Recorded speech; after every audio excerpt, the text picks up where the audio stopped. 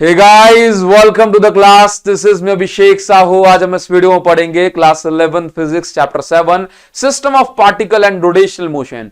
बहुत सारे बच्चे ऐसे होते हैं जिनका जो है ना एकदम भूत भाग जाता है इस चैप्टर का नाम सुन गई। हाँ बोलो सिस्टम ऑफ पार्टिकल, अरे भाई साहब बोलो भाग लो यहां से। हाँ क्योंकि ये चैप्टर समझ में आने वाला है ही नहीं, होता भी थोड़ा सा मुश्किल है समझने में चैप्टर। लेकिन मेरा काम क्या है? मेरा काम यही तो है कि मुश्किल चीजों को आपके लिए एकदम आसान बनाया जाए, आपको चीजें हलवा लगने लगे। तो बस आज हम वही जो है करने वाले हैं इस वीडियो के अंदर। आप जब इस वीडियो के एंड तक पहुंचोगे ना, ट्रस्ट मी गाइज, आप यहां से बिना कमेंट करे बिना लाइक करे नहीं जाओगे बोला सर मजा आ गया।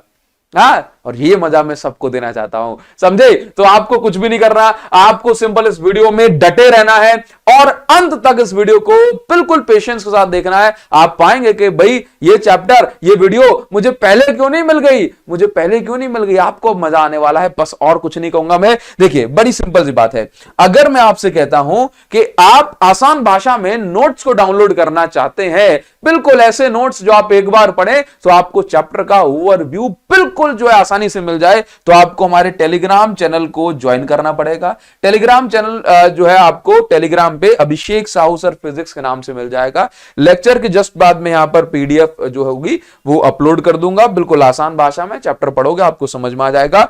एक और जरूरी बात, अगर वैसे तो मैंने इस चैनल की लिंक डिस्क्रिप्शन में दे दी है, बट अगर ये लिंक काम नहीं करती है तो आपको क्या करना है, टेलीग्राम पे जाना है, मैनुअली सर्च कर लेना अभिषेक साहू सर फिजिक्स, ओके, और नोट्स डाउनलोड करो, मजा आएगा। बस थोड़ा टिके तो रहो भैया। देखिए सबसे पहले हम स्टार्ट करेंगे कि रिजिड बॉडी क्या होती है। भाई देखो बड़ी सिंपल सी बात है, रिजिड बॉडी ऐसी बॉडीज होती हैं जिन पर अगर मैं फोर्स लगाता हूं तो उसके हर एक पार्टिकल बराबर डिस्टेंस ट्रैवल करते हैं। ऐसा नहीं कि एक पार्टिकल ज्यादा चल गया और दूसरा पार्टिकल कम चल गया। रिजिड बॉडी ऐसी बॉडी होती है जिन पर मैं फोर्स लगाता हूं तो हर एक पार्टिकल इक्वल डिस्टेंस ट्रैवल करता है। That means on applying force intermolecular distance between particles does not change. देखो जैसे कि मेरे पास ये एक ईंट है, हमने जियो की ईंट ली है, क्या नहीं, बिल्कुल, क्योंकि मैं जियो की सिम चला रहा हूं तो भाई जियो की ईंट ले ली हमने, ठीक ना। अभी ध्यान से देखो, अब अगर मैं इस ईंट पर जो है अगर मैं फोर्स लगाऊंगा तो आप मुझे बताइए कि इस ईंट के इन पार्टिकल्स के बीच में जितनी डिस्टेंस पहले थी, फोर्स लगाने के बाद जब ये ईंट यहां पहुंच गई तब भी तो उतनी ही डिस्टेंस है कि नहीं? तब भी तो उतनी ही डिस्टेंस है। अभी क्या ये डिस्टेंस चेंज हो गई? नहीं चेंज हुई। जितनी डिस्टेंस इस पार्टिकल ने ट्रैवल करी उतनी डिस्टेंस इस पार्टिकल ने ट्रैवल करी होगी। पहले इन दोनों पार्टिकल के बीच में जो डिस्टेंस थी अभी भी उतनी ही डिस्टेंस है। तो रिजिड बॉडी, हम ऐसी बॉडीज को बोलते हैं फोर्स लगाने पर उन बॉडीज के अंदर किसी तरह का कोई भी जो पार्टिकल के बीच की डिस्टेंस चेंज नहीं होती। बात समझे? अब वहीं दूसरी ओर क्या होता है? दूसरी ओर ये होता है कि मान के चलो कि अगर हमारे पास कोई नॉर्मल बॉडी है, रिजिड बॉडी नहीं है, तो उन बॉडीज में क्या हो सकता है कि जैसे ये मेरे पास एक पानी का एक बलून भरा हुआ है। देखो मैं आपको बताऊं, रिजिड बॉडीज सॉलिड बॉडी नहीं होती। मतलब ऐसा नहीं बोल सकते कि रिजिड बॉडी का मतलब अच्छा सॉलिड बॉडी है, नहीं। देखो रबर तो सॉलिड होती है ना, रबर सॉलिड होती है कि नहीं? तो आप ऐसा नहीं बोल सकते कि आपने देखा होगा रबर को अगर आप यहां से दबाओगे तो बीच में तो ज्यादा दब जाएगी और साइड से जो है पीछे से कम दबेगी। तो रबर है तो सॉलिड, लेकिन रिजिड थोड़ी ना है। बात समझ में आई? तो इस तरह की बॉडीज फ्लेक्सिबल हो सकते हैं, लेकिन हमें रिजिड बॉडी की स्टडी करनी है। मान के चलो अगर मैंने जो है यहां पर एक बलून लिया और बलून में पानी भर दिया, ठीक है। अब मैं इस बलून को यहां से दबाता हूं तो मैं पाऊंगा कि भाई बलून जो है यहां से दब गया ज्यादा और यहां के पार्टिकल आगे नहीं बढ़े। ऐसा होता है, बलून पानी भर के दबा दिया है क्या नहीं? तो आप देखेंगे कि भाई ये बॉडी रिजिड बॉडी कहलाएगी क्या? बिल्कुल नहीं, क्योंकि यहां पर जो पार्टिकल के बीच की डिस्टेंस है वो चेंज हो रही है फोर्स लगाने पे। क्लियर है? आई होप आपको समझ में आ गया होगा। तो हम इस चैप्टर में रिजिड बॉडीज को ही पढ़ने वाले हैं। Clear now? तो सबसे पहले हम पढ़ेंगे ट्रांसलेशनल मोशन क्या होता है। देखिए ट्रांसलेशनल मोशन ऐसा मोशन होता है, मतलब बेसिकली ये रिजिड बॉडीज का ही मोशन होता है। जैसे मान के चलो कि मेरे पास जो है एक ईंट है, आपने यहां पे देखा, जैसे मान के चलो मेरे पास ये एक ईंट है। अब इसी ईंट में देखना क्या होता है कि हर एक पार्टिकल फोर्स लगाने पर पैरेलल पाथ ट्रेवल करेगा। हर एक पार्टिकल सेम डायरेक्शन में जाएगा और हर एक पार्टिकल का जो पाथ होगा पर्टिकुलर टाइम पर पर्टिकुलर पॉइंट पर वो कैसा होगा? पैरेलल होगा। तो आप समझिए ट्रांसलेशनल मोशन ऐसा मोशन होता है जिसमें फोर्स लगाने पर जब बॉडी आगे बढ़ती है तो उसके हर एक पार्टिकल की जो डिस्टेंस है वो सेम होती है। डिस्टेंस कवर सेम होती है, हर एक पार्टिकल के बीच की डिस्टेंस हमेशा सेम रहती है और हर एक पार्टिकल हमेशा पैरेलल पाथ कवर करता है, जैसे कि ये कर रहा है। बात समझ में आ रही है? चलिए, तो आई होप आपको ट्रांसलेशन मोशन समझ में आया होगा। पढ़ो आराम से, बिल्कुल आसान भाषा में लिखा है, अदरवाइज मैं जो बोल रहा हूं उस पर ध्यान दो ना। इसके बाद आता है रोटेशनल मोशन। बेसिकली ये रिजिड बॉडीज का ही मोशन है दोनों। अब रोटेशनल मोशन में क्या होता है आप जानते हो, रोटेशनल मोशन ऐसा मोशन होता है जो किसी पर्टिकुलर एक्सिस के अबाउट हो। जैसे हमारा सीलिंग फैन, पंखा घूम रहा है इस एक्सिस के अबाउट, ठीक है, तो किसी पर्टिकुलर एक्सिस के अबाउट जब कोई चीज घूमती है अपनी ही जगह पर, तो हम उसको बोलते हैं रोटेशनल मोशन। जैसे कि मैंने गेट खोल दिया, तो गेट क्या है हमारा भाई, एक पर्टिकुलर एक्सिस पे फिक्स है ना, यहां पे, ठीक। अब इसी के अबाउट ऐसे ऐसे हो रहा है, बात समझ भाई। तो इस तरह का मोशन कैसा है, ये रोटेशनल मोशन कहलाएगा।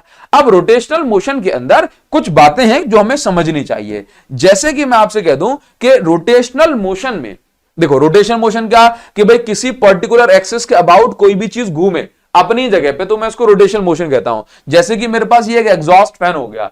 अब इस फैन में क्या है कि भाई ये फैन घूम रहा है इस एक्सिस के अबाउट, तो इस फैन का मोशन कैसा है, रोटेशनल मोशन। लेकिन अगर मैं इस फैन के कॉन्स्टिट्यूएंट पार्टिकल्स को देखूंगा, अगर मैं इस फैन के पार्टिकल्स को देखूंगा पर्टिकुलर प्लेस पर, तो आप ये देखेंगे कि भाई जैसे मान के चलो मैंने देखा कि भाई ये वाला पार्टिकल जब ये पंखा चलेगा, तो मैं पूरे फैन की बात नहीं कर रहा हूं, मैं बात कर रहा हूं कि इस पर्टिकुलर पार्टिकल की। तो क्या होगा, तो ये पार्टिकल जो है ये भी मोशन करेगा इस तरीके से। एक पार्टिकल जो देखो ब्लेड घूमेगी, तो यहां पर अगर कोई पार्टिकल होगा तो ये भी घूमेगा इस तरीके से, इस तरीके से और भी पार्टिकल्स होंगे तो ये भी घूमेंगे। तो आपको समझना है कि रोटेशनल मोशन में क्या होता है कि पूरी बॉडी तो एक फिक्स एक्सिस के अबाउट अपनी ही जगह पे घूमती है, जबकि जो जिन पार्टिकल से मिलकर के वो बॉडी बनी होती है वो पार्टिकल सर्कुलर मोशन कर रहे होते हैं।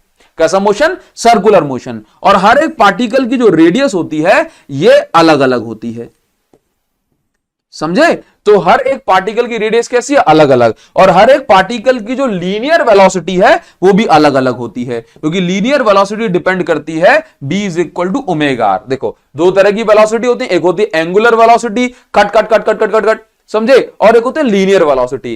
तो लीनियर वेलोसिटी का फॉर्मूला होता है ओमेगा इंटू आर। तो हर एक पार्टिकल की आप समझेंगे कि भाई जो रेडियस है वो अलग अलग है, हर एक पार्टिकल की रेडियस जो है वो अलग अलग है, तो यहां पर लीनियर वेलोसिटी हर एक पार्टिकल की अलग अलग हमें देखने को मिलेगी। बात समझ में आ रही है। तो रोटेशनल मोशन में आप एक चीज याद रखेंगे, रोटेशनल मोशन जो है वो एक फिक्स एक्सिस के अबाउट होता है, लेकिन इसी मोशन में जो हमारी बॉडी है ना, उस बॉडी पर हर एक पार्टिकल सर्कुलर मोशन कर रहा होता है और हर एक पार्टिकल की जो रेडियस होती है वो अलग अलग होती है। क्लियर है नाउ।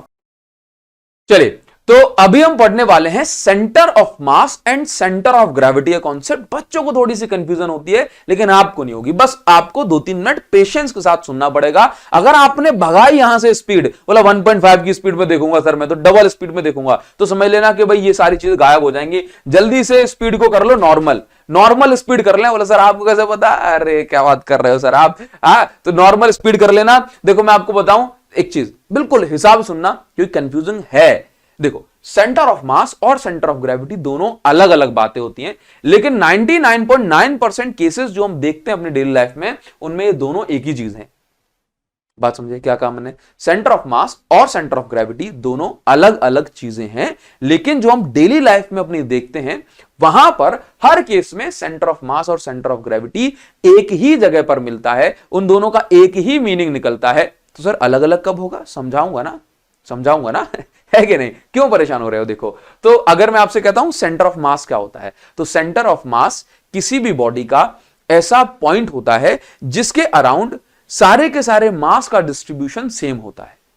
समझे, जैसे कि ये पूरा रजिस्टर है, अब इस पूरे रजिस्टर में मैं एक ऐसा पॉइंट ढूंढूं जिसके अराउंड जो मास है ना चारों ओर बराबर हो। जैसे कि मैंने इसका ये ऐसा पॉइंट ढूंढा, ये रजिस्टर बैलेंस हो गया, तो मैं सेंटर ऑफ मास को ऐसे भी बोल सकता हूं कि सेंटर ऑफ मास ऐसा पॉइंट होता है, सेंटर ऑफ मास ऐसा पॉइंट होता है जिस पॉइंट पर हम ऐसा मान सकते हैं कि सारा का सारा मास कॉन्सेंट्रेटेड है। मतलब यह हुआ कि मैं इस पूरे रजिस्टर को होल्ड करे बिना सिर्फ इसके सेंटर ऑफ मास वाले पॉइंट को होल्ड कर लूं, तो फिर ये पूरी बॉडी बैलेंस हो जाएगी। तो इसका मतलब ये हुआ ना कि सेंटर ऑफ मास किसी बॉडी का ऐसा पॉइंट होता है जिसके अराउंड मास डिस्ट्रीब्यूशन सेम होता है, और अगर मैं उस पॉइंट को सपोर्ट दूं तो पूरी बॉडी बैलेंस हमारी हो जाती है। ठीक, तो मैं ऐसा बोल सकता हूं ये एक ऐसा पॉइंट है जहां पर हम मान सकते हैं कि पूरी बॉडी का सारा मास इसी एक पॉइंट पर बैलेंस है। ठीक, नाउ अभी देखिए सेंटर ऑफ ग्रेविटी क्या होता है। तो मैंने आपको बताया ना कि इन दोनों का एक ही मीनिंग निकलता है, लेकिन ऐसा कहा जाता है, देखो जो एक्सेलरेशन ड्यू टू ग्रेविटी है वो यहां भी लग रही है, यहां भी लग रही है, यहां भी लग रही है। तो आप ये देखेंगे कि भाई ओवरऑल जैसे यहां एक पार्टिकल होगा, समझना, देखो मैं आपको बिल्कुल कोर समझा रहा हूं। यहां एक पार्टिकल होगा, यहां एक पार्टिकल होगा, यहां एक पार्टिकल होगा, यहां एक पार्टिकल होगा, यहां एक पार्टिकल, हर पार्टिकल का मास हुआ m। तो हर एक पार्टिकल पे mg फोर्स लगा, तो सब mg का रिजल्टेंट कहां जा रहा है, ये देखो ना बीच में से। हाँ, समझना। तो अभी तो आप देखोगे कि भाई जो जनरली जो छोटी बॉडीज जो होती हैं उनके लिए हर पार्टिकल पर जो mg फोर्स होता है, जो ये एक्सेलरेशन ड्यू टू ग्रेविटी की जो वैल्यू होती है वो सेम होती है कि नहीं। तो सेंटर ऑफ मास और सेंटर ऑफ ग्रेविटी एक ही पॉइंट पर पाए जाते हैं। लेकिन अगर मैं एक्सटेंडेड ऑब्जेक्ट की बात करूं जैसे कि माउंट एवरेस्ट या हिमालय, तो आप देखते हैं कि अगर मैं ज्यादा हाइट पर जाता हूं तो जो एक्सेलरेशन ड्यू टू ग्रेविटी की वैल्यू है ये चेंज होती है, ये वेरी करती है। तो नीचे वाले पार्टिकल पे mg फोर्स ज्यादा लगेगा और ऊपर वाले पार्टिकल पे mg फोर्स कम लगेगा। बात समझ गए। तो रिजल्टेंट जो mg फोर्स होगा ना वो नीचे की साइड आ जाएगा हिमालय के या माउंट एवरेस्ट के। तो आप ऐसा बोल सकते हैं कि सेंटर ऑफ ग्रेविटी किसी भी बॉडी का ऐसा पॉइंट होता है जहां पर हम ये अज्यूम कर सकते हैं कि सारा का सारा वेट मतलब mg फोर्स वहीं पर कॉन्सेंट्रेटेड है। ठीक, और मैं तो हिमालय के लिए, माउंट एवरेस्ट के लिए, ऐसी बॉडीज के लिए सेंटर ऑफ मास अलग जगह पे पाया जाता है, थोड़ा सा ऊपर, सेंटर ऑफ ग्रेविटी अलग जगह पे पाया जाता है, थोड़ा सा नीचे। लेकिन जो नॉर्मल बॉडीज हम देखते हैं, चाहे मैं अपनी बात करूं या आपकी बात करूं या इस कॉपी की, हम सभी पर जो एक्सेलरेशन ड्यू टू ग्रेविटी की वैल्यू सेम है ना, जितनी हेड पे लग रही है उतनी टांगों पे लग रही है।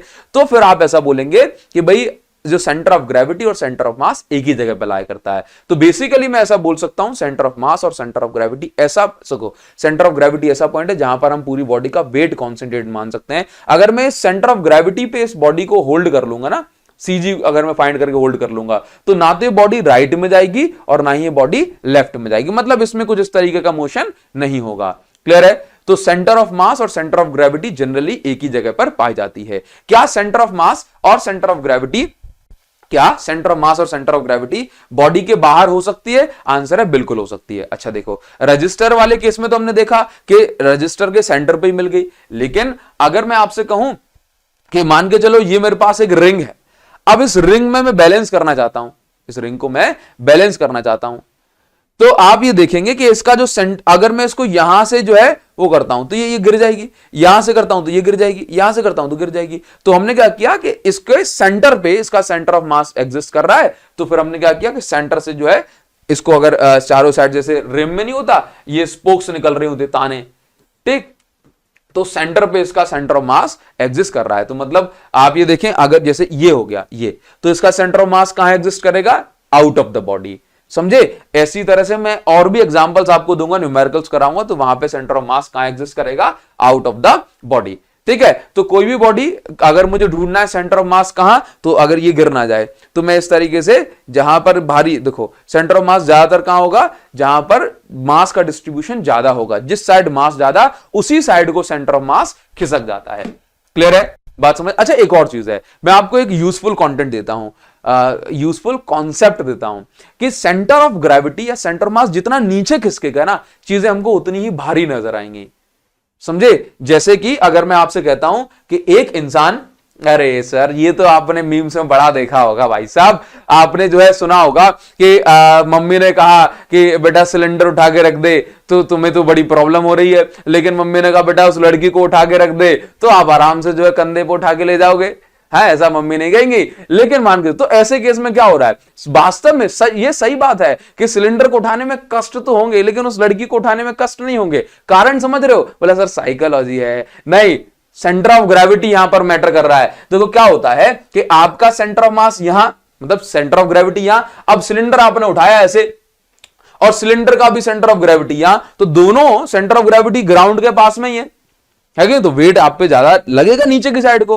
अभी क्या हुआ कि आपने लड़की को उठा लिया हा कंधे पे, तो अभी क्या हुआ कि आपने इस लड़की को कंधे पे उठाया इस तरीके से, ये चलो ये मान ली मैंने, ये लड़की ऐसे आपने कंधे पे उसको उठाया। अभी क्या हुआ कि आपका सेंटर ऑफ ग्रेविटी यहां, उसका सेंटर ऑफ ग्रेविटी यहां। अब क्या हो गया कि भाई सेंटर ऑफ ग्रेविटी ऊपर पहुंच गया तो चीजें भारी कम लगेंगी, ऑब्वियस सी बात है कि नहीं। मिल गया मीम का जवाब, चलिए बहुत सही। नाउ अच्छा एक और चीज, जब भी हम बात करते हैं सेंटर ऑफ ग्रेविटी की, जब भी हम बात करते हैं centre of mass, centre of gravity, देखो तो बेसिकली क्या होता है कि कोई भी बॉडी, हमारी बॉडी कैसे भी मोशन करे, लेकिन अगर आप देखो, जैसे अगर मैंने जो है मतलब इस बंदे ने इस बैट को यहां से फेंका, ठीक है। अभी क्या होगा, इस रॉड को उसने फेंका तो आपने देखा कि ये रॉड पहले ऐसी थी, फिर ऐसी हो गई, फिर ऐसी हो गई, फिर ऐसी हो गई, फिर ऐसी हो गई, फिर ऐसी हो गई। तो आप देख रहे हो कि इसके जो अलग अलग पार्टिकल हैं वो तो अलग अलग मोशन कर रहे हैं। जैसे इस पार्टिकल का मोशन देखो, ये यहां है, फिर ये पार्टिकल का यहां है, देखो इसका हैंड देख रहे हो जहां से पकड़ते हैं उसका मोशन देखो, ये यहां जा रहा है, यहां जा रहा है, यहां जा रहा है, यहां जा रहा है। बट आप सेंटर ऑफ मास का जो मोशन देखेंगे वो आपको एक फिक्स लाइन में ही मिलेगा। तो सेंटर ऑफ मास का जो मोशन होता है ये बॉडी का पाथ भी बताता है, सेंटर ऑफ मास का जो मोशन है बॉडी का पाथ भी बताता है। क्लियर है? तो motion of centre of mass tells about the path of body. अब सवाल यह आता है कि सवाल कैसे करेंगे सर, सवाल कैसे करेंगे? तो टेंशन मत लेना, देखो सवाल करने के लिए आपको बहुत छोटा सा काम करना है। क्या काम करना है? सवाल करने के लिए आपको यहां पर छोटी मोटी जो है मैथ समझनी है। देखो क्या होता है कि हर बार आपको लड़की तो उठाने को नहीं मिलेगी, ऑब्वियस सी बात है। आपको ना सवालों में, क्वेश्चंस में जो है मासेस मिलेंगे। बोला एक मास है, दो मास है, क्या बात कर रहे हो? रियल लाइफ में जो है इतनी घटिया चीजें, और जो है सपनों में देखो कितनी बढ़िया बढ़िया चीजें। हाँ ना, समझो यहाँ पे देखो, एक मास है ये और एक मास है ये। अभी एक मास और ये दूसरा मास, ठीक। अब होता क्या है कि हमें ना, जैसे कहीं पे रखा हो, या मान के चल सकते हैं एक पार्टी, एक सिस्टम, बड़ी सी कोई बॉडी, और उसमें बहुत सारे मासेस हैं। ऑब्वियस सी बात है भाई, अलग एक करोड़ पार्टिकल से मिलकर के बनी है कोई चीज, या मेरे पास एक सिस्टम है, अब उसमें जो है ना दो मासेस हैं, ठीक। तो अभी क्या होता है कि एक हमारे पास सिस्टम है और इस सिस्टम में बहुत सारे मासेस रखे हुए हैं। मैंने एग्जांपल जो है आसान बनाने के लिए सिर्फ यहां पे 2 मासेस ले लिए। आप क्वेश्चन कोई सा भी कर दोगे, टेंशन मत लेना। तो मान के चलो एक ये मास रखा हुआ है और एक ये मास रखा हुआ है, दोनों मासेस एक दूसरे से कनेक्टेड हैं। अब मुझे ढूंढना है कि इनका सेंटर ऑफ मास कहां होगा। तो सबसे पहले हमने इस मास का पोजीशन वेक्टर लिखा r1 वेक्टर, और इस मास का पोजीशन वेक्टर लिखा r2 वेक्टर। और इस मास का अगर मैं सेंटर ऑफ मास ढूंढना चाहता हूं तो मैंने कहा मुझे मिल गया, तो मैंने इसको नाम दिया centre of mass. Centre of मास का पोजीशन वेक्टर है पोजीशन ऑफ सेंटर ऑफ मास, ठीक है। इसको हमने नाम दे दिया RCM, और चलो ठीक है, ये पॉइंट हमें मिल गया, ठीक। इसको मैं नाम दे सकता हूं, ये मुझे मिल गया सेंटर ऑफ मास। अब क्या होता है ना कि एक सिस्टम में 2 से ज्यादा मासेस भी हो सकते हैं, और एक मास ऐसे, एक मास ऐसे, एक मास ऐसे, एक मास ऐसे, एक स्क्वायर के फॉर्म में, रेक्टेंगल के फॉर्म में, क्यूब के फॉर्म में, कैसे भी रखे हो सकते हैं, ठीक। तो अगर मुझे सेंटर ऑफ मास निकालना है तो कैसे निकालूंगा, बात समझना, ठीक है। तो सेंटर ऑफ मास निकालने का जो फॉर्मूला होता है वो कुछ इस तरीके से होता है। जैसे मान के चलो कि आप ना जो है किसी भी एक प्लॉट में खड़े हुए हो, इस तरीके से, ठीक। आप खड़े हो यहां पे, ध्यान से देखो। अब मुझे ना बताना है कि आप किस जगह पे खड़े हो, तो मैं कैसे बताता हूं? मैंने कहा कि आप जो है 1 मीटर आगे खड़े हो, और आप या ऐसे बोल दूं, आप ना 2 मीटर आगे खड़े हो और 1 मीटर ऊपर खड़े हो। तो मैं आपकी जो लोकेशन ऐसे बोलूंगा कि x में आप 2 मीटर हो और y में आप 1 मीटर हो। तो इसी तरीके से मुझे सेंटर ऑफ मास भी किसी भी सिस्टम का, जैसे मान के चलो ये मेरे पास एक बॉडी है, चलो ये, जैसे ये मेरे पास बॉडी है, अब इसका सेंटर ऑफ मास बीचों बीच तो नहीं होगा ना, ऑब्वियस सी बात है, हल्का सा इस साइड को शिफ्ट हो जाएगा, बस हल्का सा इस साइड को शिफ्ट हो जाएगा। तो इसी तरीके से मुझे बताना है कि सेंटर ऑफ मास की एग्जैक्ट लोकेशन क्या होती है, ठीक है। तो हम एग्जैक्ट लोकेशन कैसे बताते हैं? तो एग्जैक्ट लोकेशन बताने के लिए हमें centre of mass X axis में कितना दूर है और centre of mass Y axis में कितना दूर है, ये दोनों चीजें फाइंड आउट करनी हो सकती हैं। जेड एक्सिस में होगा तो जेड एक्सिस के लिए हो जाएगा ऐसा। तो देखो एक्स एक्सिस में सेंटर ऑफ मास, तो बेसिकली सेंटर ऑफ मास की अगर आपको लोकेशन निकालनी है और क्वेश्चन में आपको R1 R2 दिया हुआ है, तो फॉर्मूला मैं सब सिखाऊंगा, टेंशन मत लेना, टेंशन बिल्कुल मत लेना। तो आप फॉर्मूला लगाओगे कि पोजीशन, क्या पढ़ोगे उसको, position of centre of mass from origin, या ऐसा बोलो position of centre of mass. क्या? Position of centre of mass. कैसे निकालोगे? m1 r1 plus m2 r2, m1 r1 plus m2 r2 plus m3 r3 plus m4 r4 upon m1 plus m2 plus m3 plus m4। बात समझ गए? देखो बहुत आसान है। अब मुझे क्या करना है कि ये जो सेंटर ऑफ मास है मुझे बताना है एक्स एक्सिस में कितना दूर है, वाई एक्सिस में कितना दूर है। ठीक, तो देखिए कैसे बताऊंगा, तो मैं इसको बताऊंगा m1 x1, क्योंकि हर एक पार्टिकल, इसकी एक्स एक्सिस में कुछ पोजीशन है, इसकी एक्स एक्सिस में कुछ पोजीशन है, एक और पार्टिकल होगा उसकी भी एक्स एक्सिस में कुछ पोजीशन होगी, ऑब्वियस सी बात है। तो उन तीनों, वो तीनों का कंबाइन मैंने कर दिया। अब उन तीनों के कारण सेंटर कहीं पहुंचेगा ना, तो बस वही चीज मुझे निकालनी। सवाल करोगे समझ में आ जाएगा। XCM is equal to m1 x1 plus m2 x2 plus m3 x3। ये x3 क्या है? एक्स एक्सिस में मास की पोजीशन। समझ में आ गया? ठीक है। और एक्सीएम क्या है कि भाई ये सभी एक्स एक्सिस में मास के पोजीशन के बाद जो रिजल्ट, जो सेंटर ऑफ मास जहां पे मिलेगा ना, उसको हमने बोला एक्सीएम। वाईसीएम क्या है? y एक्सिस में सेंटर ऑफ मास की position, m1 y1 plus m2 y2 plus m3 y3 upon m1 plus m2 plus m3। Clear? Now अभी मान के चलो कि यहां पर आपको क्वेश्चन मिल गया, ये बहुत आसान है एकदम, ये सारे बच्चे, छोटे छोटे बच्चे जानते हैं, इसलिए मैंने इस चीज को लिया, क्योंकि आप इसका आंसर तो जानते हो लेकिन सॉल्व कैसे करेंगे ये जान जाओ। तो कभी भी आपको सेंटर ऑफ मास के क्वेश्चन करने हैं तो हमेशा एक ओरिजिन जरूर डिसाइड कर लें कि हाँ भाई मैं यहां से रेफरेंस लेना चाहता हूं। ठीक, तो हमने कहा कि भाई ये वाला जो पॉइंट है वो ओरिजिन पे रखा हुआ है, तो ये x में कितना 0, y में कितना 0। क्लियर? नाउ तो अब मुझे बताओ कि ये वाला मास, ये x में कितना हो जाएगा? x में 10 सेंटीमीटर आगे आ गया तो 10, और y में ऊपर तो नहीं गया तो 10,0। बात समझ में आई? तो यहां पर आप ये देखोगे कि यहां पर मुझे एक चीज क्लियर हो गई, क्या कि x1 की वैल्यू देखो जरा, ये क्या है? x1 है, और ये क्या है? ये y1 है। ये क्या है? ये x2 है, और ये क्या है? ये y2 है। बस क्लियर हो गया कि ये वाला मास अभी x1 में कहां है? 0 पे, ये वाला मास x2 में कहां है? 10 सेंटीमीटर पे। ठीक है ना? अब फॉर्मूला क्या लगाना है मुझे? देखो इसमें y एक्सिस तो है नहीं, ऊपर नीचे तो y वाली एक्सिस तो है नहीं, तो centre of mass x axis में लाई करेगा। तो फॉर्मूला लगाऊंगा m1 x1 plus m2 x2 upon m1 plus m2। अब कैसे सॉल्व करेंगे? देखो m1, तो पहला मास कितने केजी का? 5 केजी का। मुझे इस सिस्टम का सेंटर ऑफ मास फाइंड करना है। ठीक, दूसरे, अब x1 की वैल्यू कितनी है?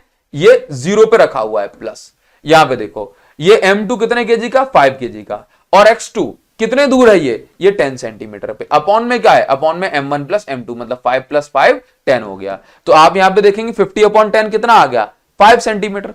तो भाई वैसे भी मुझे पता था 5 सेंटीमीटर पे सेंटर ऑफ मास आएगा, लेकिन आप फॉर्मूला कैसे अप्लाई करते हैं ये जो है आपके लिए वैल्यू पुट करता है। क्लियर? नाउ आगे बढ़ेंगे। अब देखो, अब ये 3 सिस्टम आ गए, अब कैसे करेंगे इसको? मैं और क्वेश्चन लूंगा, समझना। ये अगर आपके पास 3 पार्टिकल्स का एक सिस्टम बना हुआ है, एक मास 5 किलो का है, एक 25 किलो का है और एक 10 किलो का है।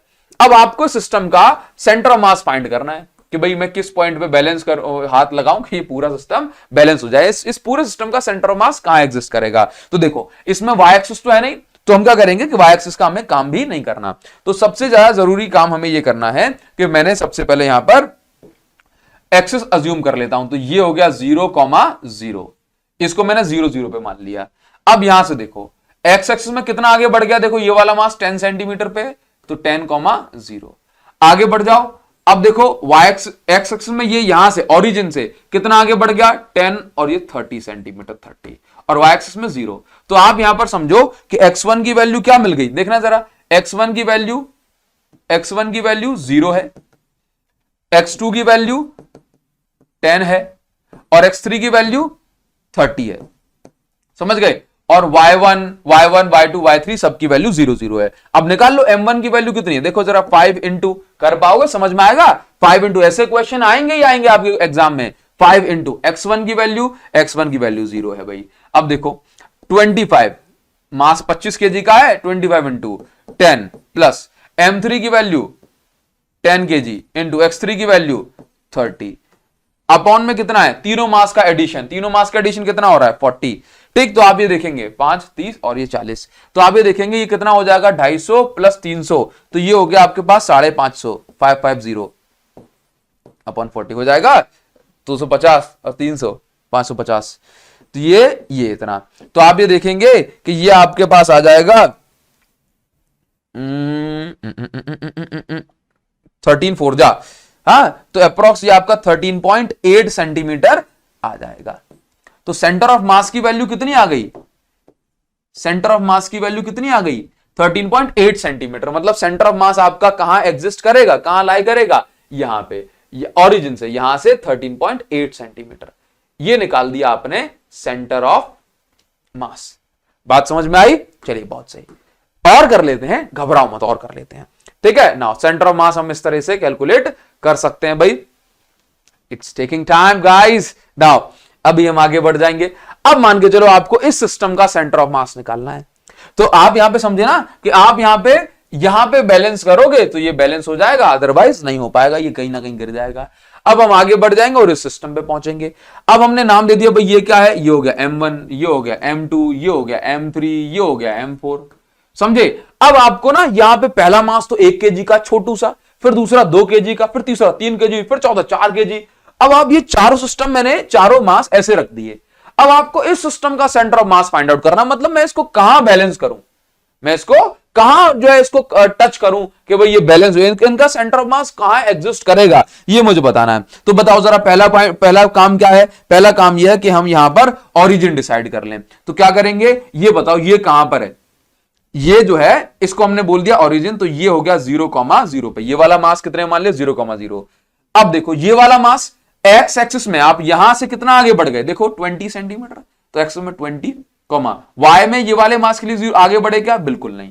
अब ऊपर आ जाओ, ऊपर देख लो, ये वाले मास के लिए, क्योंकि अगर देखो ये 20 है, ये वाला भी 20 होगा, और ये 10 है तो ये वाला भी 10 ही होगा ना। अब ये वाले मास के लिए देखो, M3 के लिए, M3 के लिए जरा देखना कि आप एक्स एक्सिस में कहां हो। तो देखो 20 आगे आ गए थे 20 सेंटीमीटर, तो एक्स एक्सिस में कहां हो? 20 सेंटीमीटर आगे। लेकिन इस बार ऊपर भी पहुंच गए, कितना ऊपर? देखो 10 सेंटीमीटर, तो 20,10। यहां पे देखो, यहां पे एक्स एक्सिस में कहां हो? देखो ये 1 kg 0 पे है, तो ये भी 0 पे ही है, लेकिन ये पॉइंट ऊपर की साइड है, तो ये हो गया 10, 0,10। तो अगर आप यहां पे बिल्कुल आसान सी भाषा में लिखें तो आपको मिलेगा कि भाई ये है x1 और ये है y1, ये है x2 और ये है y2। बोला सर अब तो मैं कर लेगा, हाँ, ये है x3 और ये है y3, ठीक, और ये है आपके पास x4 और ये है y4। लेकिन मैं कमेंट सेक्शन में कमेंट मांगूंगा ना, तो आप बिना करे जो है, मतलब बहुत सारे बच्चे आ रहे सर आप जो है पूरा नहीं करा पाते हो, आप इतने घटिया मास्टर हो, हाँ, तो आपको जो है करा ही देता हूं मैं, हाँ, अदरवाइज अब तो हो ही जाएगा। बताओ जरा मुझे, बताओ, हाँ। नाउ देखो जरा M1 X1, नाउ अभी M1 X1 की बात करेंगे तो देखना जरा M1 की वैल्यू कितनी है? M1 की वैल्यू है 1। अब इसमें X और Y दोनों एक्सेस मुझे निकालनी पड़ेंगी, और X1 की वैल्यू 0 है, प्लस M2 की वैल्यू कितनी है? 2, और X2 की वैल्यू कितनी है? X2 की वैल्यू 20, प्लस M3 की वैल्यू M3 की वैल्यू 3 इंटू X3 की वैल्यू 20, प्लस M4 की वैल्यू कितनी है? M4 की वैल्यू 4 kg और X4 की वैल्यू 0, अपॉन में M1 plus M2 plus M3 कर देंगे तो आंसर आएगा। अब ध्यान से देखना जरा, ये तो 0 हो गया और ये भी 0 हो गया, तो आप देखो 20 इस 40 60 आ जाएगा, नहीं आ जाएगा? तो आप ये देखेंगे भाई ये कितना हो गया? 100 डिवाइडेड बाय 10। तो यहां पर जो सेंटर ऑफ मास जो आपको देखने को मिलेगा XCM की वैल्यू ये हो जाएगी आपके पास 10 सेंटीमीटर, XCM 10 सेंटीमीटर में। अब YCM देख लो जरा, अब तो आप कर दोगे भाई साहब, मुझे पूरा विश्वास है। M1 की वैल्यू देखो जरा, M1 का है, M1 है आपके पास 1 kg और Y1 की वैल्यू 0 है, प्लस M2 है आपके पास 2 kg और Y2 की वैल्यू भी 0 है। तो ये देखो जरा M3 Y3, तो M3 है 3 और Y3 है 10, तो M3 कितना है? 3 और Y3 है 10, प्लस यहां पे देखो ये M4 कितना है? 4 और Y4 कितना है? Y4 कितना है? 10। तो यहां से आपको मिलेगा 40 और 70, दैट मींस ये आपका 70/10, तो यहां पे मिल जाएगा आपको 7 सेंटीमीटर। तो इस तरह से आपका जो YCM है, centre of mass in Y axis, वो पहुंच रहा है आपके पास, मतलब Y एक्सिस में 7 सेंटीमीटर ऊपर, तो ये पूरी 10 सेंटीमीटर की है, तो पूरी 10 सेंटीमीटर की है ना, तो आप ये देखो कि यहां पर जो है ये करीब पहुंचेगा 7 सेंटीमीटर, और वेट 10 सेंटीमीटर यहां पे, तो ये करीब यहां पे एग्जिस्ट कर, मतलब आगे 10 सेंटीमीटर एक्स एक्सिस में और ऊपर 7 सेंटीमीटर।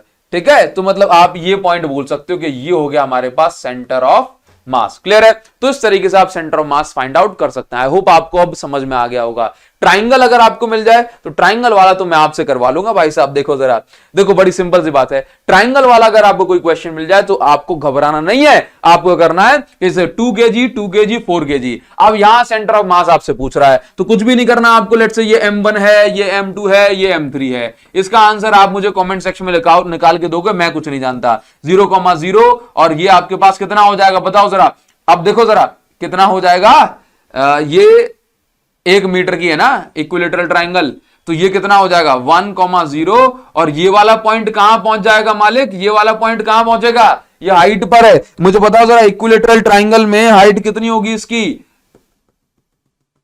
ये हो जाएगी √3/2। तो ये वाला पॉइंट कितना हो जाएगा, ऊपर वाला पॉइंट देखो, ये एक्स एक्सिस में मैं कितना आगे बढ़ गया, 1 मीटर का आधा, तो एक्स एक्सिस में आगे बढ़ा 1/2 और वाई एक्सिस में कितना √3/2।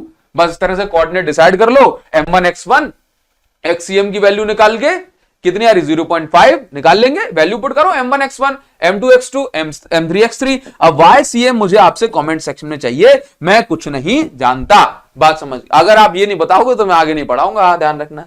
चलिए आगे बढ़ जाएं। अभी हम बात करेंगे सेंटर ऑफ मास, अभी हम बात करेंगे centre of mass of uniformly distributed body, या ऐसे बोलूं कि भाई अगर sorry centre of mass of uniformly distributed mass. देखो अगर मेरे पास कोई एक ऐसी बॉडी है जिसमें जो मास है वो कॉर्नर पे नहीं रखा हुआ है, कॉर्नर पे नहीं रखा हुआ है, मास पूरी बॉडीज में फैला हुआ है, पूरी बॉडी में जो है फैला हुआ है नॉर्मली, जैसे कि एक प्लेन लेमिना के फॉर्म में, एक रजिस्टर अभी हमने बात करी। तो इनका जो सेंटर ऑफ मास है वो कहां पाया जाता है, तो इनका सेंटर ऑफ मास पाया जाता है इनके ज्योमेट्रिकल सेंटर पे। जैसे कि इसका ज्योमेट्रिकल सेंटर क्या है, डायगोनल्स का मीटिंग पॉइंट, इसका सेंटर ऑफ पॉइंट इसी तरीके से, और इसका सेंटर ऑफ पॉइंट इस तरीके। तो ज्योमेट्रिकल जो उनका सेंट्रॉइड होगा, ज्योमेट्रिकल सेंटर पर पाए जाते हैं यूनिफॉर्मली डिस्ट्रीब्यूटेड मास का सेंटर ऑफ मास। क्लियर है? नाउ आगे बढ़ेंगे थोड़ा सा। अगर क्वेश्चन आपको इस तरीके का मिल जाए कि जहां पर मास की वैल्यू गिवन ना हो, फाइंड सेंटर ऑफ मास, जहां पर मास की वैल्यू गिवन ना हो वहां पर आप सेंटर ऑफ मास अगर निकालना चाहते हैं और इस तरह का आपको क्वेश्चन मिल गया, तो आप किस तरीके से फाइंड आउट करेंगे, जरा ध्यान से समझना इस प्रसंग को, इस कहानी में आपको मजा आएगा। पहले देखो सिंपल सी बात, फॉर्मूला क्या होता है, m1 x1 होता है कि नहीं होता। अब मुझे मास नहीं पता लेकिन मुझे एरिया पता है, और ये पता है कि इसकी जो डेंसिटी है वो यूनिफॉर्म है। तो बस देखो सिंपल सी बात है कि मास का फॉर्मूला होता है एरिया इंटू डेंसिटी, सिंपल सी बात है। अब डेंसिटी सेम है तो ऊपर वाली डेंसिटी, अरे भाई ये xcm is equal to m1 x1 plus m2 x2, ऐसा कुछ होता है कि नहीं होता, हाँ m1 प्लस m2 ये फॉर्मूला होता है। अब समझना कि अगर मुझे जो है एरिया दिया हुआ है, और अगर मुझे एरिया दिया हुआ है और कुछ नहीं दिया, सिंपल सी बात, तो मैं क्या करूंगा ना, एरिया की जगह a1 इंटू सिग्मा लिखूंगा, यहां पे a2 इंटू सिग्मा लिखूंगा, और x की जगह x1, x की जगह x2 अपॉन m1 की जगह भी क्या लिखूंगा, area into sigma plus area into sigma. भाई पूरी जो है एक ही जैसे डेंसिटी वाली है, तो अभी मैं यहां से सिग्मा सिग्मा कैंसिल लेके करूंगा ना, तो फॉर्मूला क्या बनेगा, a1 x1 plus a2 x2 upon a1 plus a2 sigma sigma cancel हो ही जाएगा। तो यहां पर सिंपल सी बात है कि फॉर्मूला जो, जब मास हमें ना दिया हो, है ना, एक जैसी बॉडी हो, यूनिफॉर्म बॉडी हो, कहने का मतलब है, तो आप क्या करेंगे, तो ऐसे केस में आप फॉर्मूला लगाएंगे ये वाला, xcm निकालना है तो a1 x1 plus a2 x2 upon a1 plus a2, मतलब फॉर्मूला कैसे बना ये मैंने आपको भी बता दिया। ठीक है, अब डेंसिटी वेंसिटी की ज्यादा दिक्कत नहीं लेनी। देखो तो सबसे पहले a1 क्या है, जैसे अगर मैं ये मान लूं कि ये वाला जो लेमिना है, मतलब इस L सेक्शन का मुझे centre of mass find out करना है, तो कैसे करेंगे कि भाई इसको मैं नाम दे दिया, ये हो गया a1 और इसको नाम दे दिया मैंने, ये हो गया a2। बात समझना। तो अभी देखो ये a1 का एक्स एक्सिस में जो जहां भी सेंटर ऑफ मास लाई करेगा उसको मैं बोलूंगा x1। a2, इस a2 का भी अलग से, इस a2 का अलग से कहीं ना कहीं सेंटर ऑफ मास तो हो गई ना, ठीक है। तो एक्स एक्सिस में उस सेंटर ऑफ मास की लोकेशन क्या है, उसको मैं नाम दूंगा x2। बस सिंपल, देखो कोई नहीं दिक्कत नहीं। देखो जरा, तो जैसे मान के चलो मैं अगर यहां की बात करूं तो भाई ये हाइट कितनी दी हुई है, तो ये हाइट मुझे दी हुई है 6 सेंटीमीटर, ठीक है। तो ये ओवरऑल हाइट ये कितनी हो जाएगी, फिर ये ओवरऑल हाइट हो जाएगी 8 सेंटीमीटर, 6, हाँ ठीक है 8 सेंटीमीटर, ठीक है। और यहां पे मैंने मान लिया ओरिजिन, क्योंकि ओरिजिन तो मुझे माननी पड़ेगा, तो 0,0। अब ये मेरे पास एरिया 1 है और ये मेरे पास एरिया 2 है।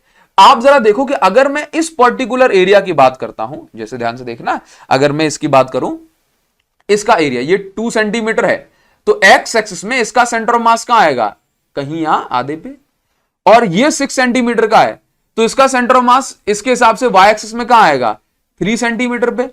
तो अगर मैं इसकी बात करूं तो इसका सेंटर ऑफ मास, इस A1 का सेंटर ऑफ मास कहां आएगा, करीब यहां पे, मतलब 3 सेंटीमीटर वाई एक्सिस में और 1 सेंटीमीटर एक्स एक्सिस में। तो देखो जरा, क्योंकि मुझे 0 से बताना है, 0 से, तो मैं यहां पर इसकी वैल्यू कितने लूंगा, मैं यहां पे इसकी वैल्यू लूंगा 0 से 1,5, क्योंकि 2 सेंटीमीटर ये भी तो रह गया, मुझे कोऑर्डिनेट कहां से बताने हैं, नीचे से बताने हैं ना। तो देखो ये 6 सेंटीमीटर हाइट है, तो बीच में 3 सेंटीमीटर आ गया, 2 सेंटीमीटर ब्रीथ है, तो बीच में 1 सेंटीमीटर आ गया, तो 1,5, ठीक है। अब इसका सेंटर ऑफ मास देख लेते हैं, ये कहां जाएगा, इसका सेंटर ऑफ मास ये 8 सेंटीमीटर है, तो ये करीब जो है यहां पे 4 सेंटीमीटर यहां आ गया, थोड़ा सा मुझे और लेंथ बढ़ानी चाहिए, कोई बात नहीं जरा, ठीक है। अभी देखो जैसे यहां पे मान लेता हूं, चलो देखो सेंटर ऑफ मास का यहां पे लाई कर रहा है, तो अभी 4 सेंटीमीटर आगे ओरिजिन से और 2 सेंटीमीटर की हाइट है, तो 1 सेंटीमीटर ऊपर, क्लियर है। तो आप यहां पर देखो कि x1 की वैल्यू क्या हो गई, देखो जरा, x1 की वैल्यू हो गई 1 और x2 की वैल्यू हो गई 4। अब इसके बाद y1 की वैल्यू क्या हो गई 5 सेंटीमीटर, मतलब और यहां पे y2 की वैल्यू क्या हो गई 1। बस खत्म है खेला भैया, खत्म है, और कुछ नहीं, सॉल्व कर डालो, सॉल्व कर दो, अब कोई दिक्कत ही नहीं है। इसका एरिया कितना होगा, इस वाले का area A1 6 into 2 12 centimetre square, इसका area 8 into 2 16 centimetre square, clear है। A1 x1 A2 x2, बस लगाओ, खेल खत्म। हाँ जी भाई, x2 की वैल्यू क्या है, 1 मिनट, हाँ 1 मिनट, तो मैंने इसको जो है इस तरीके से मुझे कर लेना चाहिए। यहां पे मैं एक बार और सॉल्व करूंगा इसको, A1 x1, तो A1 की वैल्यू क्या, A1 की वैल्यू हो गई अपने पास 6 to 12 इंटू x1 की वैल्यू है 1 प्लस A2 की वैल्यू कितनी हो गई 16 और x2 की वैल्यू कितनी है 4, 16 to 4। नाउ A1 की वैल्यू फिर से 12 प्लस इसकी वैल्यू 16, तो यहां पे आंसर कितना आएगा, चलो 64, और ये आपके पास 76 अपॉन 28, तो ये आपका अप्रोक्स, हाँ जी भाई 2.7 सेंटीमीटर हो जाएगा। तो यहां से ओरिजिन से आपको एक्ससीएम कितना मिल गया, ओरिजिन से एक्ससीएम कितना मिल गया 2.7 सेंटीमीटर, मतलब 2.7 सेंटीमीटर ये आपको अप्रोक्स इतना, यहां से ये 2.7 सेंटीमीटर ये मिलेगा एक्स वाला पॉइंट, और वाई वाला पॉइंट आप मुझे यहां पे निकाल करके बताएंगे, ये आपका काम है, निकाल दोगे ना, बात समझ में आ रही है। तो y वाला पॉइंट आप मुझे निकाल के बताएंगे। अब YCM जो है निकाल लोगे, मैं उतनी उम्मीद तो कर ही सकता हूं भाई लोगों, तो YCM आपका जो है कितना आना चाहिए, ये भी आपका 2.7 ही आना चाहिए, भविष्यवाणी बोलती है, क्योंकि मैंने करके देखा हुआ है। इसको एक बार कर दे, देखो A1 की वैल्यू फिर से 12 इंटू Y1 की वैल्यू है 5 प्लस A2 की वैल्यू फिर से 16 और Y2 की वैल्यू है 1, तो 12 प्लस 16 फिर से सेम आंसर आ रहा है 2.7 सेंटीमीटर। तो मतलब एक्स एक्सिस में कितना, एक्स एक्सिस में अगर आप ये देखेंगे तो 2.7, मतलब ये 2 सेंटीमीटर का, तो 2.7 एक्स एक्सिस में करीब यहां पे पहुंचेगा, और वाई एक्सिस में 2.7 हाइट, तो करीब यहां पे, तो सेंटर ऑफ मास जो है करीब आपको यहां पे देखने को मिलेगा। तो मतलब इस एक्सिस के अबाउट आप ये देखेंगे, तो इस एक्सिस के अबाउट ये देखेंगे तो मास का डिस्ट्रीब्यूशन सेम है, सेंटर ऑफ मास मतलब बॉडी के आउटसाइड भी एग्जिस्ट करता है। तो इस तरह के क्वेश्चन को आप आराम से कर सकते हैं। आगे बढ़ेंगे, अभी हम आ जाते हैं टॉर्क पर। देखो बड़ी सिंपल सी बात है कि अगर मैं आपसे कहता हूं कि जैसे मान के चलो कि भाई मैंने ना किसी को पीटना है मुझे, तो मैंने ऐसे लिया और ऐसे मार दिया, बताओ मैंने क्या मारा, बोलो मैंने क्या मारा, तो सर आपने थप्पड़ मारा है कि नहीं। और मान के चलो कि मैंने ऐसे जो है अपने हाथ को बांधा और ऐसे ऐसे रख दिया, तो बताओ मैंने क्या मारा, मैंने घूसा मारा, है कि नहीं। तो जरा सोचो कि दोनों ही केसेस में मैंने लगाया तो फोर्स, लेकिन अलग अलग तरीके से लगाया। तो आपने एक बार बोला थप्पड़ मारा सर चाटा, है कि नहीं, दूसरे वाला घूसा मारा। तो आप जरा सोचो कि बस यही बात है जो हमारी डेली लाइफ में, वही हमारी डेली लाइफ की फिजिक्स में, कि अगर मैं किसी बॉडी पे नॉर्मल फोर्स लगाता हूं, बॉडी आगे बढ़ जाए तो मैं उसको बोलता हूं फोर्स है। लेकिन अगर मैं फोर्स लगाता हूं और बॉडी घूम जाए तो मैं उसको बोलता हूं टॉर्क है। क्या है? टॉर्क। क्या है? टॉर्क। तो टॉर्क कुछ नहीं होता, टॉर्क फोर्स से ही बोला जाता है। लेकिन यदि वो फोर्स रोटेटिंग मोशन, वो फोर्स टर्निंग मोशन, वो फोर्स ट्विस्टिंग मोशन अगर प्रोड्यूस कर देता है तो उसी फोर्स का नाम बदल के टॉर्क रख दिया जाता है। जैसे हाथों को बांध लिया जाए, दबा दिया जाए तो उसको घूंसा बोला जाता है। इसी तरीके से वो फोर्स जिससे बॉडी घूमने लग जाए, उस फोर्स को हम बोलते हैं टॉर्क। क्लियर है? नाउ तो टॉर्क क्या है भाई? The turning effect of force is called torque. अभी क्या होता है ना, कई बार जैसे हम force equal and opposite force भी लगाते हैं। कैसे लगाते हैं? Equal and opposite force. जैसे कि साइकिल के हैंडल पे एक को आपने आगे किया, दूसरे हाथ को पीछे, तो आपने इक्वल एंड ऑपोजिट फोर्स लगाया। तो जब भी इक्वल एंड ऑपोजिट फोर्स लगता है, इसको हम बोलते हैं कपल। क्या बोलते हैं? कपल। बात समझे? तो कपल क्या है एक्चुअल में? वो कपल नहीं, वो कपल जो आप सोच रहे हो वही कपल है ये, है कि नहीं। कपल मतलब इक्वल एंड ऑपोजिट, ऑपोजिट। हाँ चलिए देखो जरा, तो इक्वल एंड ऑपोजिट फोर्स को भी आप क्या बोलते हैं? कपल बोलते हैं। It does not produce linear motion. भाई बहुत सुंदर बात, देखो जब कपल लगता है तो लीनियर मोशन नहीं होता। मैं आपको समझा देता हूं। जैसे चलो मान के चलो, पहले टॉर्क की बात करते हैं। देखिए ये गेट है, अब इस गेट को ना आपने फोर्स लगाया। अभी क्या हुआ कि आपने जो है गेट पे ऐसे फोर्स लगाया, अभी गेट खुल गया, ये गेट अपनी एक्सिस के अबाउट रोटेट कर गया। तो जो आपने फोर्स लगाया, उस फोर्स से रोटेशनल मोशन हुआ। तो आप इस फोर्स को फोर्स नहीं बोलोगे, अब आप इस फोर्स को बोलोगे टॉर्क। क्लियर है? नाउ एक और चीज है, तो टॉर्क का जो फॉर्मूला होता है वो होता है मैग्नीट्यूड ऑफ फोर्स, मतलब फोर्स की वैल्यू। आपने फोर्स अंदर लगाया, मैंने क्रॉस से दिखा दिया, magnitude of force into perpendicular distance from the axis of rotation. तो जो मैंने फोर्स लगा उसकी वैल्यू इनटू ये जो परपेंडिकुलर डिस्टेंस है एक्सिस ऑफ रोटेशन से, वो तो F इंटू आर, ये हो गया टॉर्क का formula, basically scalar form. Now अभी हम बात करेंगे कपल। तो मोमेंट ऑफ कपल को भी टॉर्क ही कहा जाता है। देखिए जरा, तो अब कपल कब बोलते हैं? जब इक्वल एंड ऑपोजिट फोर्स लगे, जैसे कि साइकिल के हैंडल पे हो गया, ठीक। या मैं यहां पर ये कंसीडर कर ले रहा हूं कि भाई ये आर्म है, आर्म मतलब ARM, आर्म, ठीक है ना। तो अभी ये इसमें मैं फोर्स लगा रहा हूं, एक फोर्स ऊपर एक फोर्स नीचे, दोनों फोर्स की वैल्यू सेम है, because couple is equal and opposite force, ठीक। और इन दोनों फोर्स की, जैसे ये फोर्स है तो इस पर परपेंडिकुलर डिस्टेंस कौन सी है? AB। तो इन दोनों फोर्सेस पर जो परपेंडिकुलर डिस्टेंस होगी उसको मैं यहां पुट करूंगा। तो मैग्नीट्यूड ऑफ आइदर फोर्स, मैं दोनों में से किसी भी फोर्स की वैल्यू, क्योंकि दोनों फोर्स इक्वल है, and perpendicular distance between these two forces. तो torque is equal, tau is equal to कितना आ गया? F into AB। अच्छा यहां पे समझो कि कपल जो होता है वो इक्वल एंड ऑपोजिट फोर्स होता है। तो अगर मेरे पास ये एक बॉडी है, तो अगर मेरे पास ये एक कोई भी बॉडी मान सकता हूं, अब इस पे मैंने फोर्स लगाया 7 न्यूटन का, इस साइड 7 न्यूटन, इस साइड, तो बॉडी घूमती रहेगी। लेकिन अगर मैंने फोर्स लगा दिया कि भाई 10 न्यूटन का यहां लगा दिया और 7 न्यूटन का यहां, तो ये इक्वल एंड ऑपोजिट तो नहीं, थोड़ा ज्यादा हो रहा है। तो 7 से बॉडी घूमेगी और जो एक्स्ट्रा 3 न्यूटन है उसके कारण बॉडी आगे जाएगी। तो धक धक धक धक धक बॉडी घूमती हुए आगे चली जाएगी। क्लियर है? तो इस तरह की कंडीशन यहां पे बनती है। अच्छा, टॉर्क के बारे में क्वेश्चन पूछ लिया जाता है कि भाई जैसे गेट, अब जरा सोचो कि अगर आप फोर्स यहां लगाओगे तो क्या गेट आसानी से खुल जाएगा? नहीं, क्योंकि उस समय टॉर्क कम बन रहा होगा। बात समझे? क्योंकि परपेंडिकुलर डिस्टेंस कम है। ये तो हम डेली लाइफ में ऑब्जर्व करते हैं कि नहीं करते चीजें, ठीक ना। तो जब भी ये परपेंडिकुलर डिस्टेंस बड़ी होगी तो टॉर्क ज्यादा लगेगा, और परपेंडिकुलर डिस्टेंस छोटी होगी तो टॉर्क कम लगेगा, चीजों को खोलने में मुश्किल आएगी। जैसे कि स्क्रू ड्राइवर वगैरह होता है, या नल वगैरह जो होता है, अब नल जो है पतला सा हो, टाइट हो, तो खोलने में दिक्कत आएगी, और बड़ा सा हो जिस पर अपन आराम से जो इस तरह पकड़ के आराम से घुमा सकते हैं, ठीक है। तो आपसे पूछा जाता है कि भाई जो रोटेटिंग आर्म वगैरह जो होती है उसको बड़ी क्यों बनाई जाती है? जैसे आपने देखा हो रिंच पाना वगैरह जो होते हैं नट खोलने के लिए, तो आप कहते हो जितने वो बड़े, अब छोटा सा होता है इतना सा, तो क्या होता कि आपको खोलने में दिक्कत आती है ना, लेकिन इतनी बड़ी उसकी आर्म है तो क्या होता है, टॉर्क ज्यादा लग जाए, तो आपने पकड़ के यहां से और ऐसे घुमा दिया, है कि नहीं। तो अगर आपको ज्यादा टॉर्क लगाना है तो जो रोटेटिंग जो आर्म होती है, जो एक्सिस होगी, उसकी वैल्यू ज्यादा या बड़ी होनी चाहिए। क्लियर? नाउ अभी हम टॉर्क का वेक्टर फॉर्म लिखना चाहें तो कैसे लिखेंगे? क्योंकि टॉर्क तो वेक्टर क्वांटिटी है। नाउ देखो क्या होता है कि फोर्स जरूरी तो नहीं होता कि हम सीधे ही लगाएं, हमारी मर्जी। आज मैं पी के आया हूं,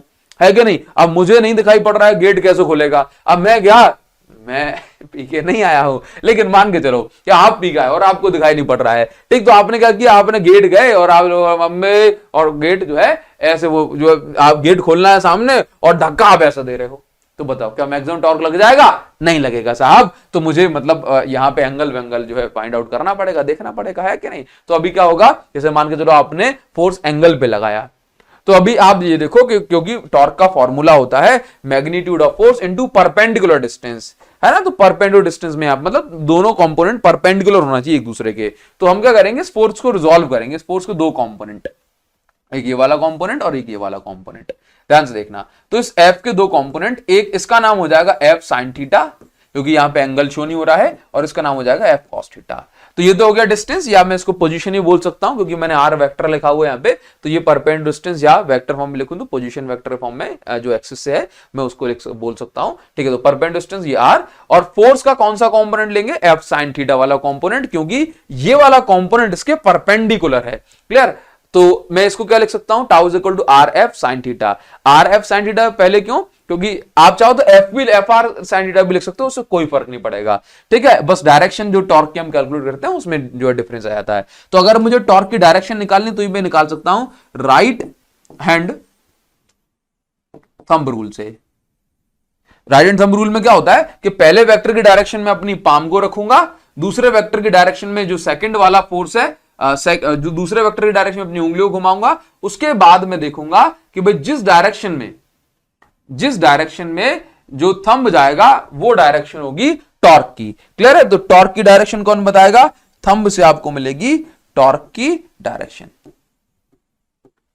ठीक है। तो ये टॉर्क हो गया आपका, जिसको अपन मोमेंट ऑफ फोर्स बोलते हैं। आगे हमें मिलेगा एंगुलर मोमेंटम। और सर एंगुलर मोमेंटम कहां से आ गया, ये कौन सी बीच बीच से चीज आ रही है? देखो क्या होता है, हमें टॉर्क और एंगुलर मोमेंटम में रिलेशन समझना पड़ेगा। अभी जैसे आपने नहीं पढ़ा कि फोर्स लगाने से rate of change of momentum is directly proportional to the force applied, Newton का सेकंड लॉ। तो फोर्स लगाते हैं ना तो मोमेंटम चेंज होता है, इसी तरीके टॉर्क लगाएंगे तो एंगुलर वेलोसिटी मतलब एंगुलर मोमेंटम चेंज होगा। देखो सिंपल सी बात है, फोर्स लगाया तो मोमेंटम चेंज हुआ, टॉर्क लगाया घुमाने वाला फोर्स तो घुमाने वाला मोमेंटम चेंज हो जाएगा, इसको हम बोलते हैं एंगुलर मोमेंटम। तो भाई एंगुलर मोमेंटम क्या होता है, जैसे मोमेंटम बताता है बॉडी के मोशन के बारे में, इसी तरीके से जो एंगुलर मोमेंटम है ये भी बताता है टर्निंग मोशन के बारे में। किसके बारे में? टर्निंग मोशन के बारे में। तो पहले हमें समझना पड़ेगा it gives the measure of turning motion. भाई किस वैल्यू से एंगुलर मोशन हो रहा है इसके बारे में बताता है कौन, एंगुलर मोमेंटम। अब देखो कभी भी जैसे लीनियर मोमेंटम को हम पी बोलते हैं, तो एंगुलर मोमेंटम की वैल्यू निकालने के लिए हम इसमें आर का इंटू कर दो बस, ठीक। जैसे कि मैं आपको कुछ और रिलेशन बताता हूं कि लीनियर एक्सेलरेशन ए होता है, तो एंगुलर एक्सेलरेशन में आर का इंटू कर दोगे तो ये वैल्यू मिल जाएगी। आर के इंटू से बहुत खेल हो जाता है, लीनियर वेलोसिटी ये v होता है तो इसमें एंगुलर वेलोसिटी में इसका इंटू कर दो। मैं रिलेशन आपको निकालना बताऊंगा अभी एंड में वीडियो के। तो v is equal to omega R, इस तरह से आप वैल्यूज निकाल सकते हैं। तो देखो जरा, मैं यहां पे बोल रहा हूं कि लीनियर एंगुलर मोमेंटम का जो फॉर्मूला होता है वो होता है p into R. Vector form में लिखोगे तो आर क्रॉस p लिखा जाता है। कैसे? अच्छा मैं यहां पे बता दूं, मैं एक चीज मिस कर गया कि ये क्रॉस कैसे लगाया। कभी भी आपको वेक्टर फॉर्म में लिखना है और अगर साइन थीटा लगा है तो आप क्रॉस लगाएंगे, और कॉस थीटा लिखा होगा तो आप डॉट लगाएंगे। क्लियर है? नाउ तो अभी देखिए जरा, जैसे इसी तरीके से मैंने मान लिया किसी एक पर्टिकुलर पॉइंट पे, किसी एक पर्टिकुलर पॉइंट, जैसे मान के चलो कि ये हमारे पास ऐसे ये पार्टिकल है, कोई भी शीट है उसमें, जैसे मान के चलो अगर मैं इस बॉडी को ऐसे घुमा रहा हूं और इस जगह पे पार्टिकल भी घूम रहा होगा, तो उस पार्टिकल की जो लीनियर वेलोसिटी होगी वो इस टेंजेंशियल डायरेक्शन में होगी, ऑब्वियस सी बात है। तो जिस डायरेक्शन में जो वेलोसिटी उसी डायरेक्शन मोमेंटम, तो मोमेंटम वेक्टर क्वांटिटी मैंने इसको रिजॉल्व कर दिया तो फिर से भाई दो कंपोनेंट हो गए इसके, एक हो गया p cos थीटा और एक हो गया p sin थीटा। क्लियर है ना? p cos थीटा और एक p sin थीटा। तो अगर ये आपके पास पोजीशन हो गई तो मैं इस तरीके से मैं फिर से इसको क्या लिख पाऊंगा, यहां पर एंगुलर मोमेंटम निकालने के लिए भी यहां पर मैं लिखूंगा L is equal to R P sine theta, उसके बाद ये हो जाएगा आर क्रॉस पी। ठीक है, मतलब ये R और P का भी मैंने कौन सा कंपोनेंट ले लिया, परपेंडिकुलर वाला कंपोनेंट ले लिया, क्योंकि टॉर्क कौन लगा रहा है, परपेंडिकुलर वाला कंपोनेंट ही लगा रहा है। क्लियर नाउ, अभी हमें एक रिलेशन समझना है जो कि इंपॉर्टेंट है, relation between torque and angular momentum, बहुत इंपॉर्टेंट है relation between torque and angular momentum. देखो टॉर्क और एंगुलर मोमेंटम में क्या रिलेशन है, यहीं से कंजर्वेशन ऑफ एंगुलर मोमेंटम बनता है। देखो इसके लिए डेरिवेशन में करना होता है, तो जस्ट हमने रिसेंटली अभी ये डिराइव करा कि भाई L vector is equal to R vector cross P vector होता है। ठीक ना, तो अभी हमें क्या रिलेशन मतलब यहाँ पे जो है इसको बिल्कुल अंत तक पहुंचाना है, तो यहाँ पर कुछ जो डेरिवेशन के स्टेप होंगे हमें यहाँ पे ध्यान देना है कि हमने दोनों साइड डिफरेंशियल किया, तो डिफरेंशियल करेंगे तो डी बाई डी टी का इंटू हमने यहाँ पे किया, यहां पर भी डी बाई डी टी को इंटू किया, डिफरेंशियल तो ये होता है।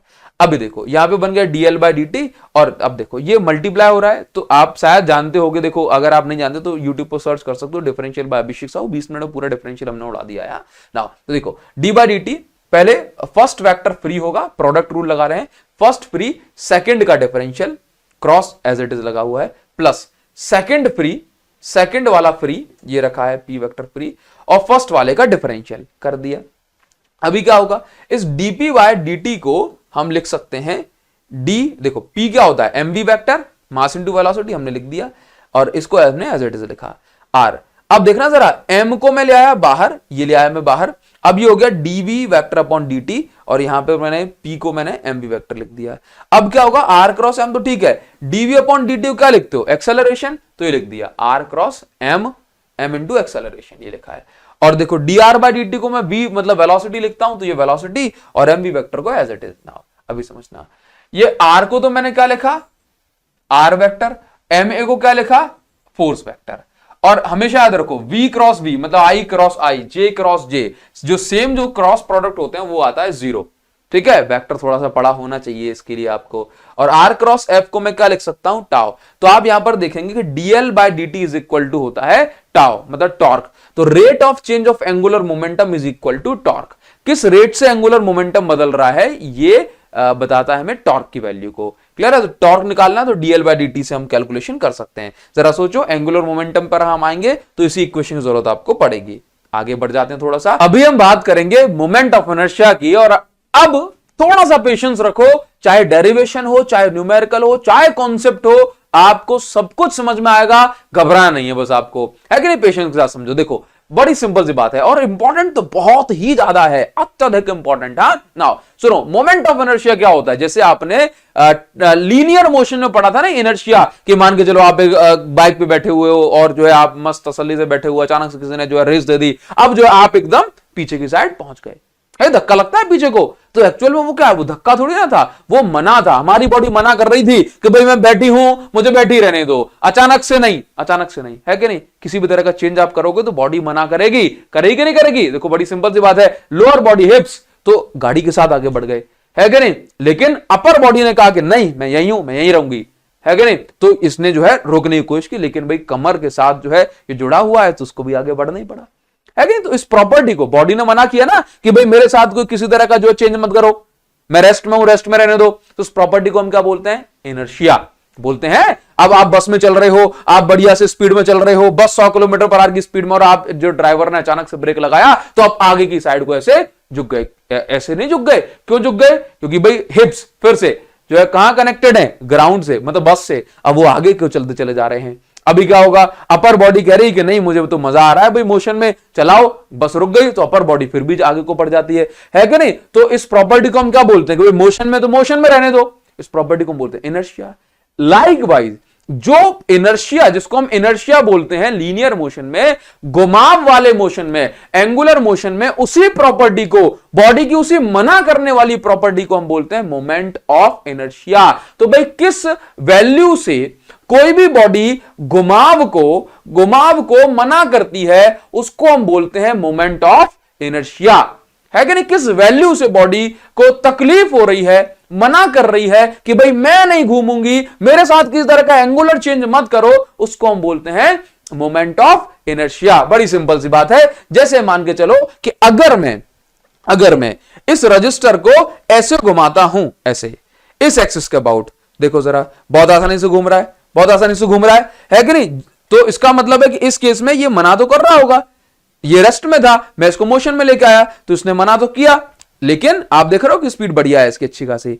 लेकिन अब सुनो, अब ये रेस्ट में, अब अगर मैं इसको ऐसे घुमाता हूं तो आप ये देखोगे कि उतने फास्ट ये नहीं घूम पाएगा। मैं सच में घुमाने की कोशिश करूं, उतने फास्ट नहीं घूम पाएगा ये, है कि नहीं। तो आप ये देखेंगे कि हर बॉडी की मना करने की जो वैल्यू होती है वो अलग अलग केसेस में अलग अलग होती है। ये डिपेंड करती है कुछ बातों पे, जैसे कि मास कहां डिस्ट्रीब्यूटेड है, जैसे कुछ बातों पे डिपेंड करती है कि भाई मास ऑफ बॉडी, अगर ये बॉडी जो भारी हो जाए, ज्यादा भारी हो जाए, तो मुझे इसको घुमाने में दिक्कत होगी, ठीक। तो बॉडी के मास पे ये मोमेंट ऑफ इनर्शिया, मतलब मना करने वाली जो प्रॉपर्टी है, ये डिपेंड करती है। मास डिस्ट्रीब्यूशन, मास डिस्ट्रीब्यूशन का मतलब है कि मैं 5 किलो का मास लाऊं और यहां पे लाके रख दूं, ठीक, तो उससे इसके मना करने की जो प्रॉपर्टी है मोमेंट ऑफ इनर्शिया, उसकी वैल्यू बदलेगी।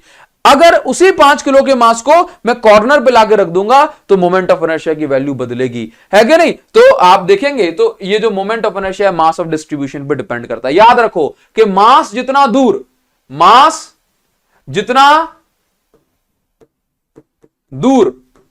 मोमेंट ऑफ इनर्शिया उतना ज्यादा, मोमेंट ऑफ इनर्शिया उतना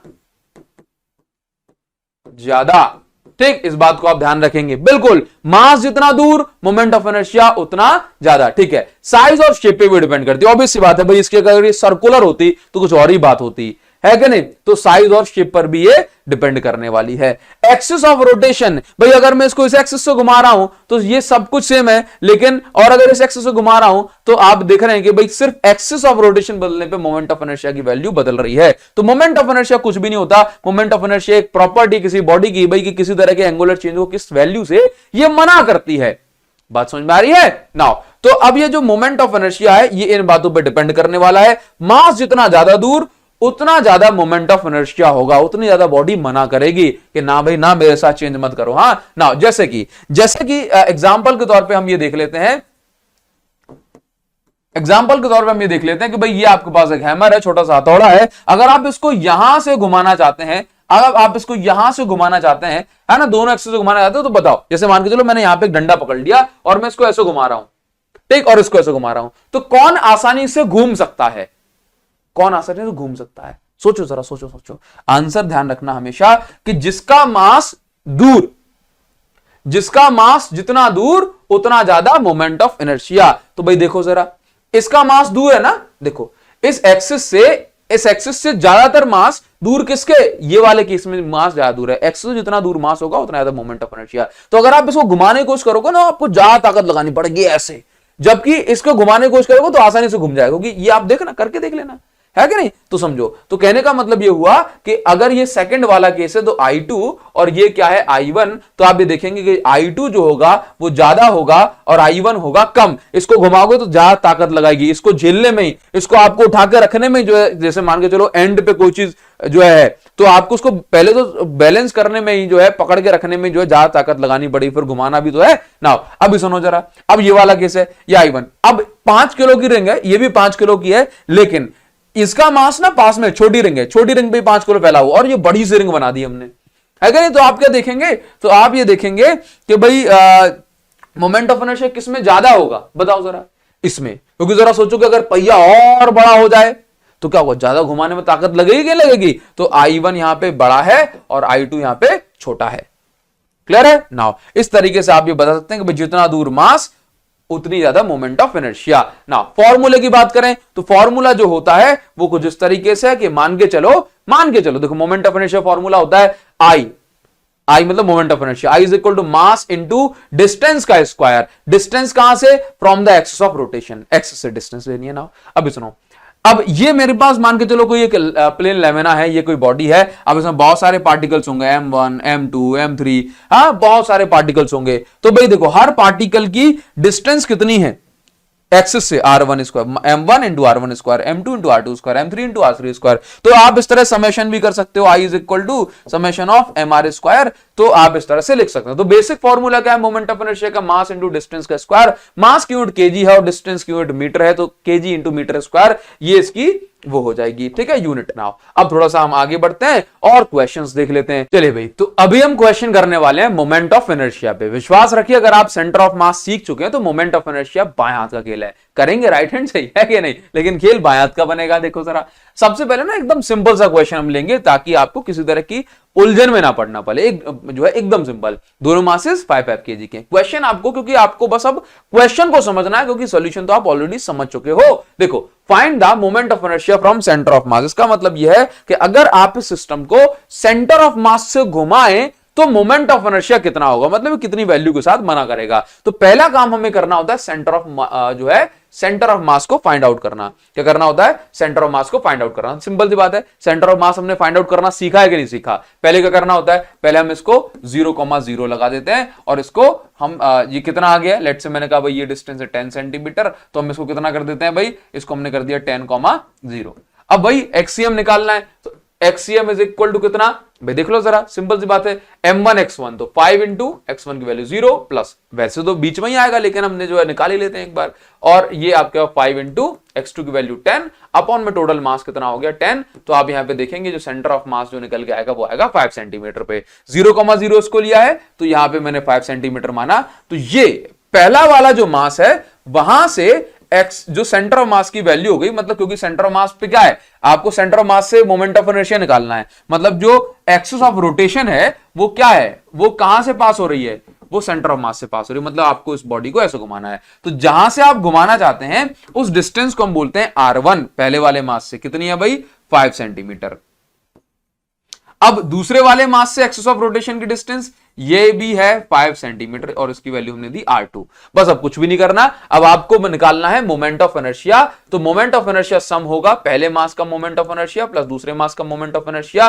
moment of inertia about centre of mass is equal to पहला वाला मास m1 इंटू R1 का स्क्वायर, दूसरा वाला मास m2 इंटू R2 का स्क्वायर। और भी क्वेश्चन लेंगे लेकिन मैं आपको बता दूं भाई यहां पे तो वैल्यू सेम आ गई 5 सेंटीमीटर। अब कुछ वैल्यू अलग होती, मान के चलो ये 6 सेंटीमीटर या 4 सेंटीमीटर, तो बस उन वैल्यूज को पुट कर देते और आंसर आ जाता। कोई दिक्कत वाली बात नहीं है। m1 की वैल्यू कितनी है 5, ठीक है। R1 की वैल्यू कितनी है, R1 की वैल्यू भी है 5 का स्क्वायर, ठीक है। M2 की वैल्यू कितनी है, M2 की वैल्यू 5 और R2 की वैल्यू भी देखो कितनी है 5 का स्क्वायर, ठीक है। चलो तो यहां पर आप ये देखेंगे ये कितना हो गया, ये हो गया 25 125 और ये 125 और ये 250, तो मतलब 250 और ये यहाँ पे केजी इंटू सेंटीमीटर स्क्वायर। ये क्वेश्चन हो गया, कुछ भी नहीं करना, कुछ कोई वेद पढ़ने पड़े क्या इसमें, है कि नहीं। नाउ अभी देखो सिर्फ वैल्यू बदलती है, कॉन्सेप्ट नहीं बदलता भाई। ज्यादा से ज्यादा 10 और 10 हो जाता, क्या हो जाता है कि नहीं, सेंटर ऑफ मास तो अपन निकाल ही लेते। नाउ अभी देखो, अब ये क्वेश्चन आपको मिल गया। अब इस क्वेश्चन में एक ट्राइंगल दिया हुआ है, इक्विलेटरल ट्राइंगल। अब यहाँ पे 1 kg 2 kg 3 kg ये 3 मासेस रखे हुए हैं, समझना जरा ध्यान से, 3 मासेस रखे हुए हैं।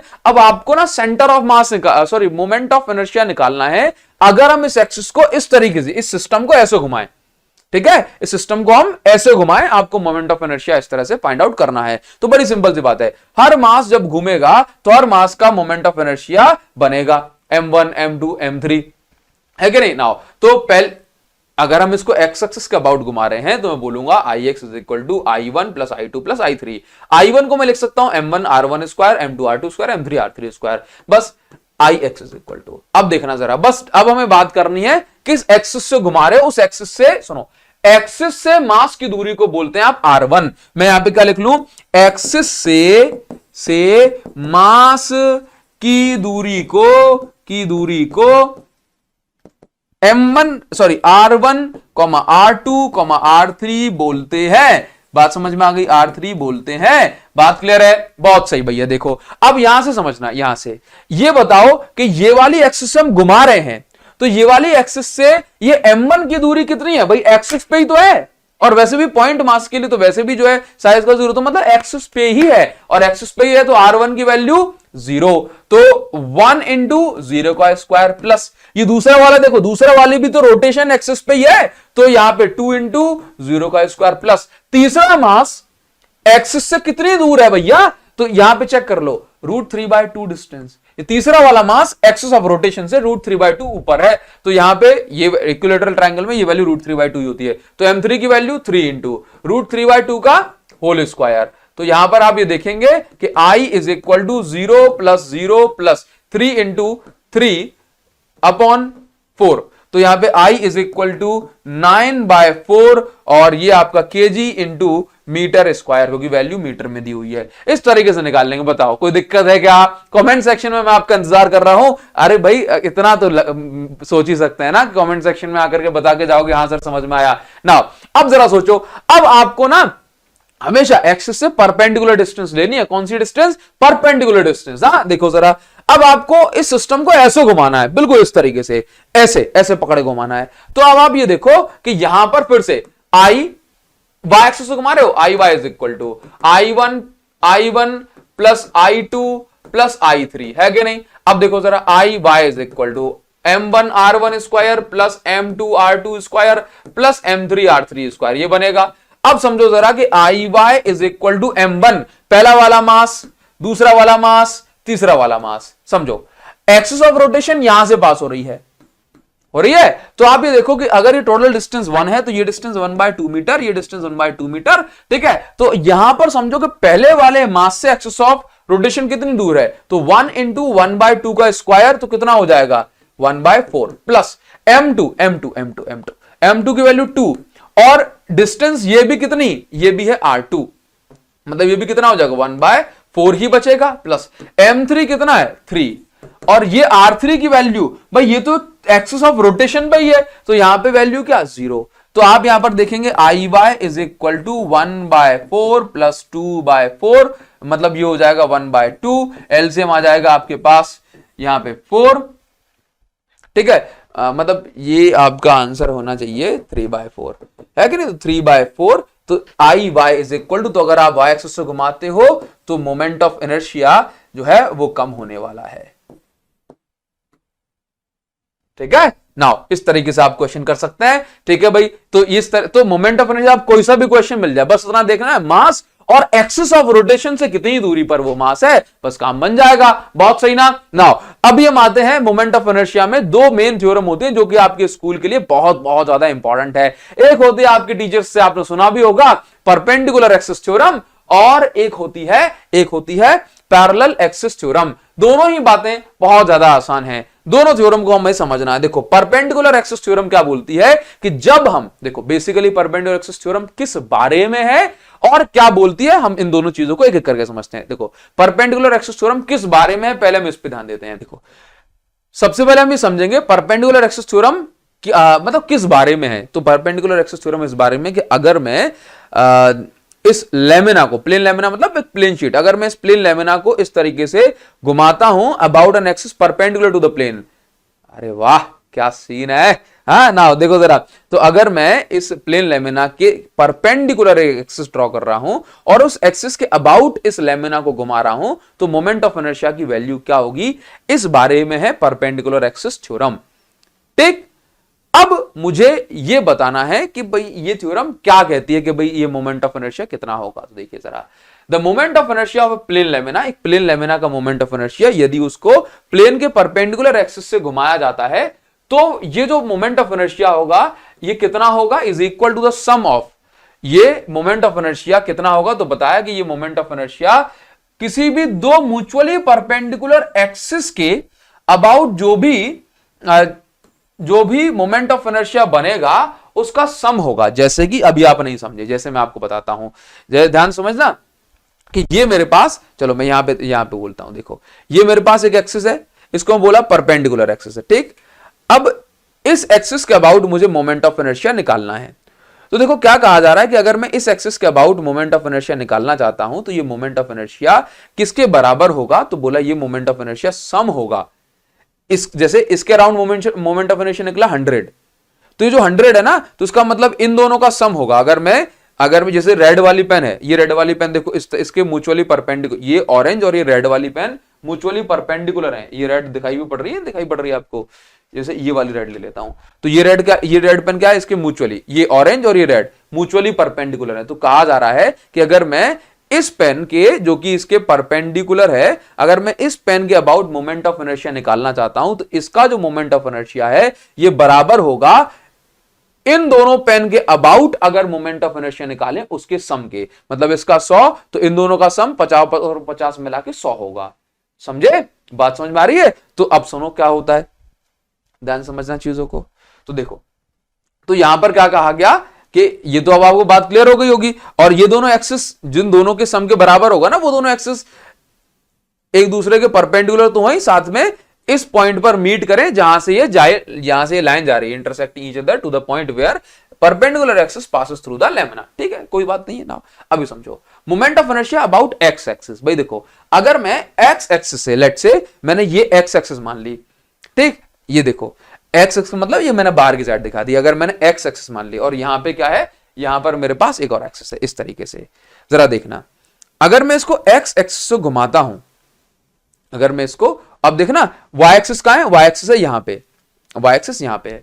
तो अगर मैं इसको एक्स एक्सिस से घुमाता हूं तो कौन सी एक्सिस पर मास घूमेगा, देखो जरा, कौन, देखो मास तो यहां पर है ना इस रजिस्टर पे, तो कौन सी एक्सिस पे मास घूम रहा है, एक्स को घुमा रहा हूं। तो अगर ये वाई एक्सिस यहां पे फंसी हुई है, ये वाई एक्सिस, एक्स को घुमा रहा हूं तो वाई एक्सिस भी घूम रही है, एक्स को घुमा रहा हूं तो वाई एक्सिस भी घूम रही है, समझे। देखो जरा, एक्स को घुमा रहा हूं तो रेडियस क्या है, वाई एक्सिस की रेडियस है। एक्स को घुमा रहा हूं तो रेडियस किसकी है, वाई एक्सिस की। एक्स को घुमा रहा हूं तो रेडियस, देखो वाई एक्सिस घूम रही है कि नहीं। तो देखो जरा, तो एक्स को घुमा रहा हूं तो मोमेंट जो m इंटू वाई एक्सिस का स्क्वायर, मतलब अगर कोई पार्टिकल, जैसे एक बार और समझ लेते हैं, ठीक। तो देखो जरा, एक्स को घुमाऊंगा तो वाई एक्सिस घूमेगी, चलो ठीक है, आगे देखते हैं। अब देखिए जरा, कोई पार्टिकल मैंने मान लिया, इस जगह पे कोई पार्टिकल होगा, इस पार्टिकल को का मैंने मास बताया m, और इस पार्टिकल की जो डिस्टेंस है यहां से, वो डिस्टेंस है r। ये डिस्टेंस कितनी होगी भाई, ये डिस्टेंस, इस डिस्टेंस देखो x के पैरेलल है तो मैंने इसको नाम दिया x, और ये डिस्टेंस y के पैरेलल है तो मैंने इसको नाम दिया y। अब एक्चुअल में ये जो लाइन है ना, ये सीधी लाइन है, म्यूचुअली परपेंडिकुलर, देखो, लेकिन हमें दिखाई नहीं पड़ रही। जैसे मान के चलो कि यहां पर कोई मास होगा, देखो ये नेल पेंट मिल गई मुझे, ठीक है ना। देखना जरा, अभी क्या होता है कि अगर मैं इसको देखूं ऐसे, इस नेल पेंट को अगर मैं देखना चाहता हूं तो देखना, ये नेल पेंट क्या है, इसके भी सीध में है, देखो, और इसके भी, देखो जरा, ये नेल पेंट इस वाली एक्सिस के भी परपेंडिकुलर है और इस वाले एक्सिस के भी परपेंडिकुलर, लेकिन मैं डायग्राम में देख रहा हूं ना, तो डायग्राम में मुझे ये लाइन सीधी दिखाई नहीं पड़ रही है, ठीक है। तो बस वो आपको यहां पे समझना है।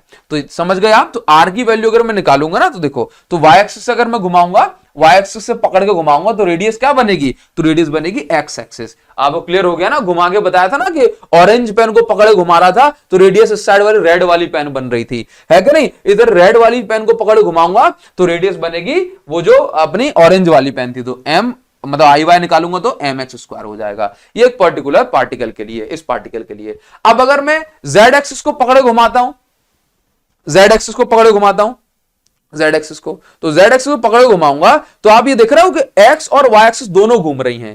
बोले सर पहले भी तो ये ब्लैक पेन घूम रही थी, लेकिन ब्लैक पेन इस रजिस्टर पे थोड़ी ना है। तो अगर मैं जेड एक्सिस को घुमा रहा हूं तो एक्स और वाई दोनों एक्सिस घूम रही हैं, है कि नहीं। तो देखो जरा, तो मैं जेड एक्सिस की बात करूंगा तो मैं यहां पे पाऊंगा कि भाई मास इंटू यहां पर आर स्क्वायर मैंने ले लिया। आर मतलब मैं इसकी डिस्टेंस को आर बोल सकता हूं, लेकिन आप मेन बात समझ गए कि जेड एक्स को घुमा रहा हूं तो एक्स और वाई दोनों ही एक्सिस घूम रही हैं, तो X square plus Y square. और डायग्रामेटिकली भी मैं एक्स आर स्क्वायर की वैल्यू को X square plus Y square prove कर सकता हूं बाय पाइथागोरस थ्योरम। मैंने आपको ऑलरेडी बताया कि आपको ये देखना है, वैसे जो राइट एंगल ट्राइंगल नहीं बन रहा है, लेकिन अगर मैं इस पे रख कर देखूंगा तो आराम से आपको राइट एंगल ट्राइंगल ये समझ में आएगा। तो देखो जरा, तो यहां पे M X square plus Y square, अगर अभी तो मैं एक सिंगल मास के लिए निकाला, अगर मैं पूरे लेमिना के लिए निकालता हूं तो यहां पे छोटे छोटे मास का सम कर दूंगा। तो यहां पर देखो summation of M X square क्या हो गया, एक्स एक्सिस अबाउट, सॉरी हाँ, ये हो जाएगा आपका y एक्सिस का अबाउट, और ये हो जाएगा आपका x एक्सिस का अबाउट। तो इसका मतलब ये है कि अगर मैं परपेंडिकुलर एक्सिस से पकड़ घुमाऊंगा तो इसका जो मोमेंट ऑफ इनर्शिया है ये सम होगा x और y एक्सिस के मोमेंट ऑफ इनर्शिया के सम के, ठीक है। नाउ अभी देखिए जरा, पैरेलल एक्सिस थ्योरम, देखो मैं आपको बताऊं बहुत आसान शब्दों में, देखो क्या होती है। देखो पैरेलल एक्सिस थ्योरम ये कहती है, जैसे मान के चलो मेरे पास एक लेमिना है, ठीक है। अब मैं क्या कर रहा हूं ना कि अब इसी लेमिना को मैंने यहां पर एक परपेंडिकुलर एक्सिस, मतलब इस प्लेन के परपेंडिकुलर, बस ये जो अपनी सेंटर वाली एक्सिस है ना, सेंटर ऑफ मास से पास होने वाली ब्लैक वाली एक्सिस, इसके पैरेलल मैंने एक एक्सिस बनाई। अब मैं इस पर्टिकुलर एक्सिस से अगर घुमा रहा हूं तो मोमेंट ऑफ इनर्शिया क्या होगा ये बताती है मुझे कौन सी थ्योरम, ये बताती है मुझे पैरेलल एक्सिस थ्योरम। मतलब ये सेंटर ऑफ मास वाले एक्सिस के पैरेलल अगर एक्सिस है, वहां से घुमा रहा हूं तो मोमेंट ऑफ इनर्शिया कितना बनेगा। तो उसको कैलकुलेट करने के लिए हमने क्या किया कि एक मास मान लिया जिसकी वैल्यू हो गई m किसी भी पॉइंट पर। इस मास की डिस्टेंस इस सेंटर ऑफ मास वाली एक्सिस से हो गई x, और ये पैरेलल एक्सिस से हो गई डी। ठीक, तो अगर मैं यहां से इस PQ के अबाउट मोमेंट ऑफ इनर्शिया निकालना चाहता हूं तो ये हो जाएगा मास इनटू इस एक्सिस ऑफ रोटेशन से डिस्टेंस का स्क्वायर, तो x प्लस डी का होल स्क्वायर। अब मैंने क्या किया भाई, अगर एक सिंगल जो है पार्टिकल के लिए तो ये लिख दिया, अगर पूरी बॉडी के लिए होल लेमिना के लिए तो समेशन कर दूंगा सारी वैल्यूज का, समेशन करूंगा तो ये वैल्यू देखो, ये वैल्यू निकल के आई, ए स्क्वायर तो एक्स स्क्वायर एम का इंटू साथ में कर दिया, बी स्क्वायर एम का इंटू साथ में कर दिया, प्लस 2ab। ठीक है, नाउ m का इंटू साथ में कर दिया। तो आप यहां पर क्या देखते हैं कि यहां पर इन वैल्यूज को हम कुछ वैल्यूज का रिप्लेस कर सकते हैं, जैसे कि आई एम एक्स स्क्वायर, मतलब एम एक्स स्क्वायर की वैल्यू देखो, मास इंटू डिस्टेंस का स्क्वायर, डिस्टेंस का है सेंटर ऑफ मास से, तो ये जो वैल्यू हो गई इसको हम बोल सकते हैं moment of inertia about centre of मास। अब यहां पर कहानी में एक छोटा सा ट्विस्ट है, ट्विस्ट ये है कि अगर आप यहां पर इस वैल्यू को देखें, किस वैल्यू को, इस वैल्यू को, तो समेशन ऑफ 2mx, कभी भी जब आप समेशन ऑफ mx करेंगे, मास इनटू डिस्टेंस का समेशन करेंगे, तो एक्चुअल में पार्टिकल इस साइड भी है, पार्टिकल इस साइड भी है, पार्टिकल यहां भी यहां भी, तो एक्चुअल में क्या होगा ना कि लेफ्ट राइट को पॉजिटिव नेगेटिव कंसीडर करके जो यहां पर mx का समेशन होगा उसकी वैल्यू 0 आएगी। तो यहां से आप ये देखेंगे कि IPQ इज इक्वल टू कितना आ गया, इसकी जगह में रख दिया सेंटर ऑफ मास, ये वैल्यू आपकी 0 हो गई, और समेशन ऑफ md स्क्वायर को हमने as it is capital M D square लिख दिया। इसका मतलब ये होगा अगर आप यहां से पकड़े घुमाते हैं तो आई मतलब moment of inertia about centre of mass plus इस mx के, ये m इंटू मतलब पूरा उसका मास इंटू इस डिस्टेंस, दोनों के पैरेलल एक्सिस के बीच में जो डिस्टेंस होगी उसका स्क्वायर कर दोगे तो आपको ये वैल्यू मिल जाएगी। ये होती है पैरेलल एक्सिस थ्योरम। नाउ अभी थोड़ा सा आगे बढ़ेंगे, अब हम बात करेंगे एक और इंपॉर्टेंट कहानी की ओर, और इसमें कहा जा रहा है कि भाई how to find moment of inertia, how to find moment of inertia of different shape. देखो भाई ये आपके स्कूल के लिए जो डेरिवेशन है काफी इंपॉर्टेंट है। अब आपको अलग अलग शेप का moment of inertia find out करना होगा, तो इसके लिए कुछ नहीं करना है। देखो एक सिंपल सा कॉन्सेप्ट समझो को डेंसिटी जो होती है यूनिफॉर्म डिस्ट्रीब्यूशन की जब हम बात करें तो चाहे वो छोटे पार्ट की बात करें चाहे बड़े पार्ट की बात करें, डेंसिटी की वैल्यू सेम होती है। डेंसिटी आप जानते हो, तो मास डेंसिटी बेसिकली अगर मैं बात कर रहा हूं तो फॉर्मूला होता है मास अपॉन वॉल्यूम। ठीक है, लेकिन अगर मास फैला हुआ है कहां पे, मास फैला हुआ एरिया पे, तो मास अपॉन टोटल एरिया हो जाएगा। ठीक है, डेंसिटी का फॉर्मूला। और अगर मास फैला हुआ लेंथ पे ओनली तो मास डेंसिटी या डेंसिटी का फॉर्मूला हो जाएगा mass upon total length. Clear है? Now moment of inertia mass and distance का स्क्वायर होता ही है। अगर आपको छोटे से मास का मोमेंट ऑफ इनर्शिया निकालना है तो मास की जगह आप लिखोगे छोटा सा मास dm, और डिस्टेंस की जगह आप लिखोगे छोटे मास की डिस्टेंस, जिसको हम नाम दे देंगे कुछ भी, है कि नहीं। नाउ अभी dm का फॉर्मूला क्या होता है भाई, देखो आपने पढ़ा है ना कि volume upon mass is equal to volume upon density होता है। तो अगर density is equal to mass upon volume होता है तो मास का फॉर्मूला डेंसिटी इंटू वॉल्यूम हो जाएगा। भाई सिंपल सी बात है। अब वॉल्यूम नहीं है तो डेंसिटी इंटू वॉल्यूम की जगह एरिया इंटू डेंसिटी हो जाएगा, लेंथ इंटू डेंसिटी हो जाएगा। ये बस कहानी आपको ध्यान रखनी है और कुछ नहीं। बस इतनी बात याद रखो कि छोटू सा डी अगर आपको निकालना, छोटा सा मोमेंट ऑफ इनर्शिया, तो छोटा सा मास इंटू डिस्टेंस का स्क्वायर, और छोटा सा मास निकालने के लिए वॉल्यूम इंटू डेंसिटी, एरिया तो area into density, length into density. Now अभी सुनो, अभी क्या है, moment of inertia of ring derivation है। बहुत सिंपल सी बात है, अगर अपने पास एक रिंग है और अपन उसको जो है पकड़ के घुमा रहे हैं सेंटर से, तो मोमेंट ऑफ इनर्शिया कितना होने वाला है। ठीक है ना। तो अभी देखो इसके लिए क्या करना है, सबसे पहले आपने क्या किया कि मैं बस एक ही बात जानता हूं कि आप एक फॉर्मूला लगाओ। क्या फॉर्मूला लगाओ? पहला स्टेप कि आप निकाल लो डी आई। अगर आप टोटल इनर्शिया निकालना चाहते हो तो आप क्या करो, हर बार मैं आप 50 तरह के क्वेश्चन दे दो, एक ही तरह से बनेंगे। I is equal to D I. ठीक है, डी आई का इंटीग्रेशन लिमिट जो भी डिस्टेंस के हिसाब से ले लेंगे। अभी देखो जरा, डी आई क्या है, मैंने आपको बताया छोटा सा मास इंटू छोटी सी डिस्टेंस का स्क्वायर, छोटी डिस्टेंस का स्क्वायर। ठीक है ना। ये अब ये देखो, जैसे मान के चलो मेरे पास ये एक रिंग है। अब इस रिंग पर मैंने क्या किया कि इस रिंग पर छोटा सा लेंथ एलिमेंट कंसीडर कर लिया, जिसका नाम मैंने दिया dx। क्या नाम दिया? dx। और इस dx की जो डिस्टेंस है वो है r, कैपिटल R। तो ds की डिस्टेंस कितनी हो गई, मतलब यहां पे मैं बोल सकता हूं dx की डिस्टेंस हो गई कैपिटल R और डिस्टेंस का स्क्वायर। ठीक है, अब यहां पर समझो कि dm की जगह मैं क्या लिख सकता हूं, देखो जरा, मैंने आपको बताया था dm की जगह यहां पे लेंथ है तो लेंथ इंटू डेंसिटी। भाई रिंग के पास जो है एरिया तो नहीं होता, वॉल्यूम तो नहीं होता, तो लेंथ इंटू डेंसिटी। तो लेंथ कितनी है भाई इस एलिमेंट की, छोटा सा मास तो छोटे से एलिमेंट की लेंथ dx। और डेंसिटी का फॉर्मूला होता है मास अपॉन लेंथ, पूरी रिंग की होती है वो। तो मास, टोटल मास कितना है कैपिटल M, और लेंथ कितनी है पूरी रिंग की टोटल 2 पाई आर इंटू ये आर स्क्वायर, यहां से ये कैंसिल हो जाएगा। तो आप इसको इसी तरह से करेंगे ना, तो यहां पर समझो, तो यहां पर ये कुछ इस तरीके से मिलाएगा। यहां पे जो लिमिट हमने लगाई है वो लिमिट क्या लगाई है, यहां से 0 से लेके जब पूरी साइकिल हो जाएगी तो 2 पाई आर, तो लिमिट 0 से 2 पाई आर ये वैल्यू हो गई थी। हमने सब कुछ बाहर निकाला, dx का इंटीग्रेशन करा, dx का इंटीग्रेशन बनेगा x, लिमिट पुट करेंगे 0 2 पाई आर, तो यहां पर जो फाइनल जो अपने पास आ जाएगा that will be mr square, क्योंकि upper limit minus lower limit करोगे तो moment of inertia of ring कितना आ गया, mr स्क्वायर। अब कहानी की ओर आगे बढ़ते हैं और अब बात करेंगे एक डिस्क की। ठीक, अगर आप डिस्क को घुमा रहे हैं तो मोमेंट ऑफ इनर्शिया कितना होगा।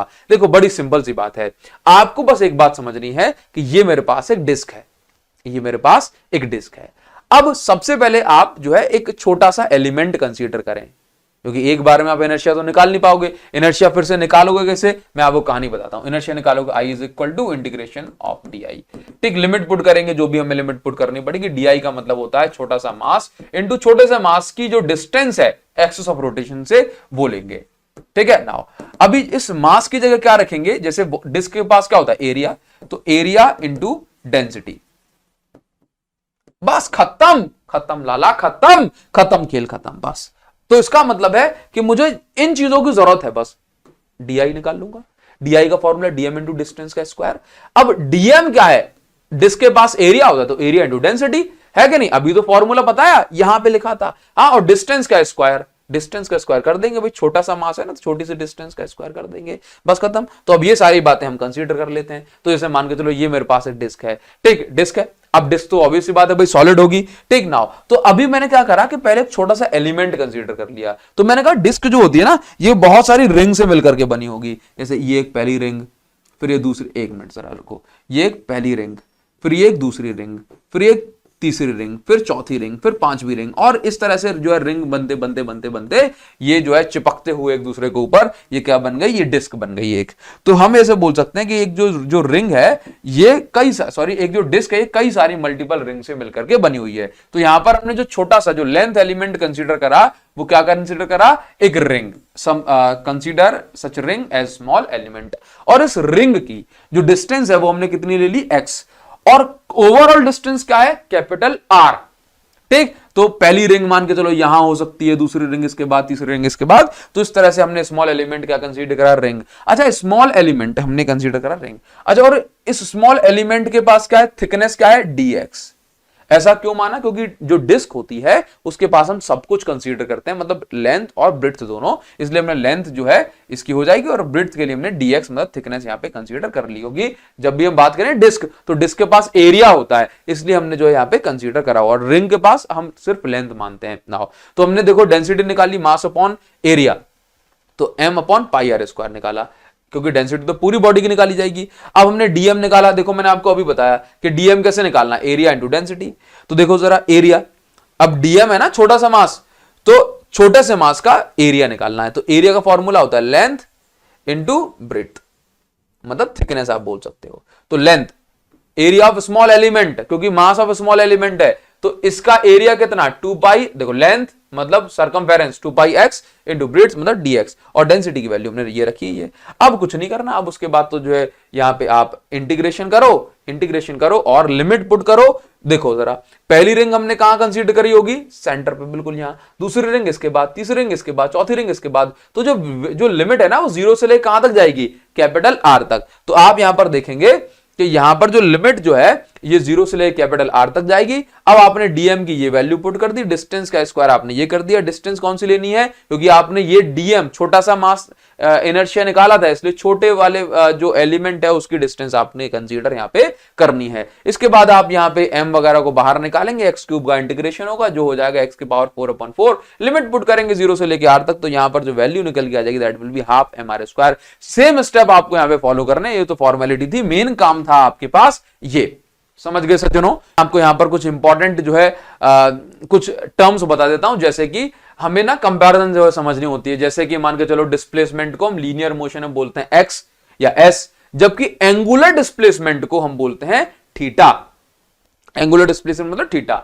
वेलोसिटी को हम बोलते हैं v, जबकि एंगुलर वेलोसिटी को हम बोलते हैं ओमेगा। इसके बीच में रिलेशन क्या है, v is equal to omega R.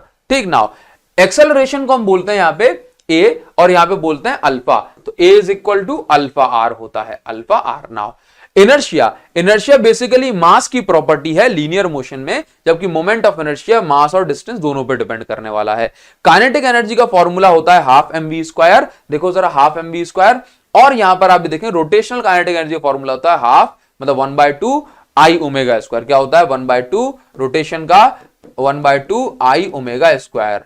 ठीक है, ये आपको इंपॉर्टेंट याद रखना है।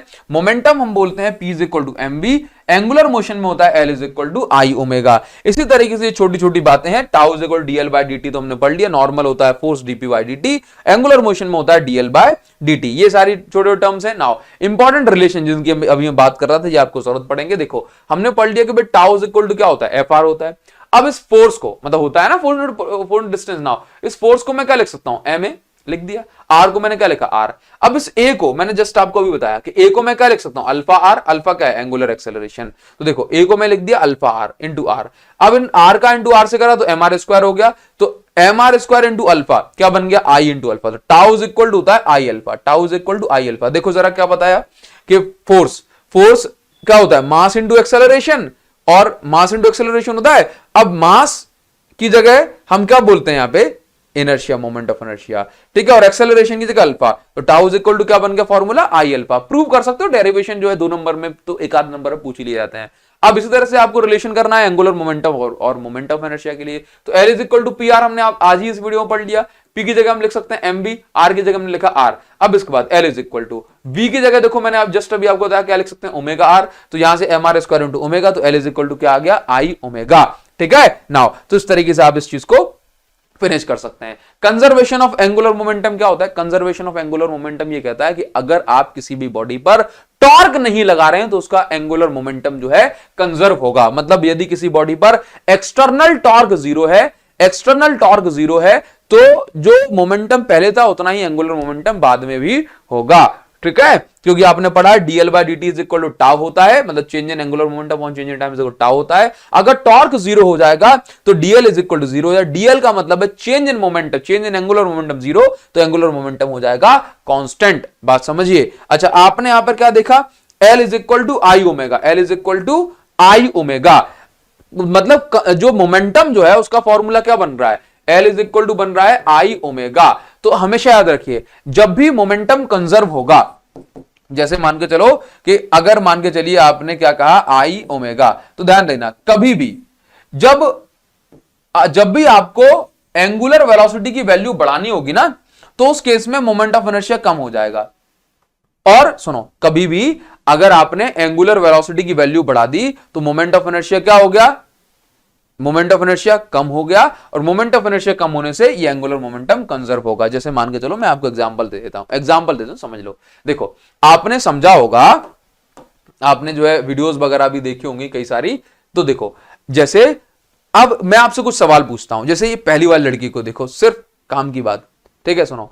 अगर मेरे पास, मैं ऐसे हाथ करके खड़ा हूं और अगर मैं ऐसे घूमना चाहता हूं, मैं ऐसे घूमना चाहता हूं, तो अभी मेरी एंगुलर वेलोसिटी कम होगी, अभी मेरी क्या है एंगुलर वेलोसिटी, अभी मेरी एंगुलर वेलोसिटी कम है। ठीक है, तो और सोचो, और एक और चीज समझो, एंगुलर वेलोसिटी कम है। अब मेरा मास जितना दूर, अभी तो हमने पढ़ा 1 घंटे से, मास जितना दूर मोमेंट ऑफ इनर्शिया उतनी ही ज्यादा, तो यहां पर एंगुलर वेलोसिटी कम और मोमेंट ऑफ इनर्शिया ज्यादा। तो इस तरीके से आप ये देखते हैं कि अगर आप कभी भी हाथ को दूर कर देते हैं तो मोमेंट ऑफ इनर्शिया बढ़ जाता है, जिससे एंगुलर वेलोसिटी कम हो जाती है। तो कभी भी अपन को एंगुलर वेलोसिटी कम करनी है तो हम बॉडी को फैला देंगे, जिससे क्योंकि जितना दूर मास उतना ज्यादा मोमेंट ऑफ इनर्शिया, है कि नहीं। अब देखो, अब अगर हम हाथ बांध के घूमे तो मैं जल्दी ऐसे घूम सकता हूं, है कि नहीं, क्योंकि जब मैंने इसको हाथ बांध लिया अपने तो क्या हो गया, तो उस केस में जितना पास मास एक्सिस ऑफ रोटेशन के उतना मोमेंट ऑफ इनर्शिया कम, उतना मोमेंट ऑफ इनर्शिया कम, तो आप देखेंगे एंगुलर वेलोसिटी बढ़ गई। आपने देखा कि भाई जो कोई भी जो डाइवर जो होता है, जो स्केट बोर्ड से जंप करते हैं, स्केट बोर्ड ही बोल स्प्रिंग बोर्ड बोलना चाहिए मुझे, स्प्रिंग बोर्ड। तो देखो अभी जंप करा, अब इस लड़की को देखो, हाँ अब मान के चलो कि अभी क्या हुआ कि इसको जंप करना है, तो अगर ये, अब सोचो कि कभी भी कोई इंसान फ्लिप मार रहा हो, तो अगर वो अपनी बॉडी को जितना फोल्ड कर लेगा, जैसे देखो इसने ये बॉडी को, देखो हेड को इससे अपने नी से टच करा लिया, तो उसका मतलब है इसने पूरे मास को एक्सिस ऑफ रोटेशन, मतलब इस पॉइंट के अबाउट, इस पॉइंट के अबाउट इसकी बॉडी घूमेगी। तो इसने क्या करा कि अब इस एक्सिस के पास में सारा का सारा मास रखने की कोशिश करी, तो जिससे मोमेंट ऑफ इनर्शिया कम हो गया और इससे एंगुलर वेलोसिटी इसकी बढ़ जाएगी, तो ये ज्यादा एंगल, मतलब ज्यादा ये टर्न ले सकती है। तो इस केस में क्या हो गया कि अगर, तो इस केस में भी क्या हुआ, एंगुलर मोमेंटम कंजर्व हुआ एक तरह से, है कि नहीं, क्योंकि आपने देखा कि अगर आपको ज्यादा टर्न लेने हैं तो क्या होगा, तो फिर आप एंगुलर वेलोसिटी को बढ़ा सकते हैं। कैसे? मोमेंट ऑफ इनर्शिया को कम करेगा। मोमेंट ऑफ इनर्शिया कैसे कम होगा? अगर आप इसको जो है क्या बोलते हैं, बॉडी को सिकोड़ लें तो। ठीक है, इस तरह की चीजें हैं इसमें। चलिए, तो अभी इस वीडियो के लिए सिर्फ इतना ही, और मिलेंगे आपसे नेक्स्ट वीडियो में। लेकिन आप अगर चाहते हैं कि भाई सर ने इतनी सारी थोड़ी सी बहुत मेहनत करी है आपके लिए, तो इसका थोड़ा सा सर को रिजल्ट मिलना चाहिए, तो उसके लिए आप बस कुछ ना करें, सिंपल सा इतना काम करें, मुझे कमेंट सेक्शन में लिख करके बताएं कि भाई सर मजा आ गया, मुझे ये सारी चीजें समझ में आई, ये चैप्टर टफ लग रहा था, आसान हो गया। बस मैं आपका वेट करूंगा, मुझे आपसे और कुछ नहीं चाहिए, सिर्फ आप मुझे बढ़िया सा अपना कमेंट जो है कमेंट सेक्शन में लिख करके जाओ। बस इतना सा मैं आपसे जो है चाहता हूं। और इस चैनल के जो नोट्स हैं वो जरूर से डाउनलोड कर लेना, और इस वीडियो को अगर आपके लिए पॉसिबल हो सकता है तो शेयर कर देना अपने फ्रेंड्स के साथ, सो दैट ये वीडियोस आगे बढ़ पाएंगी, और जो मेहनत मैं इन वीडियोस में मैंने इनपुट करी है वो थोड़ी आगे तक पहुंच पाएगी। तो इस वीडियो के लिए बस इतना ही, मिलेंगे टेलीग्राम चैनल पे, डाउनलोड कर लेना नोट्स को। ठीक है, थैंक यू।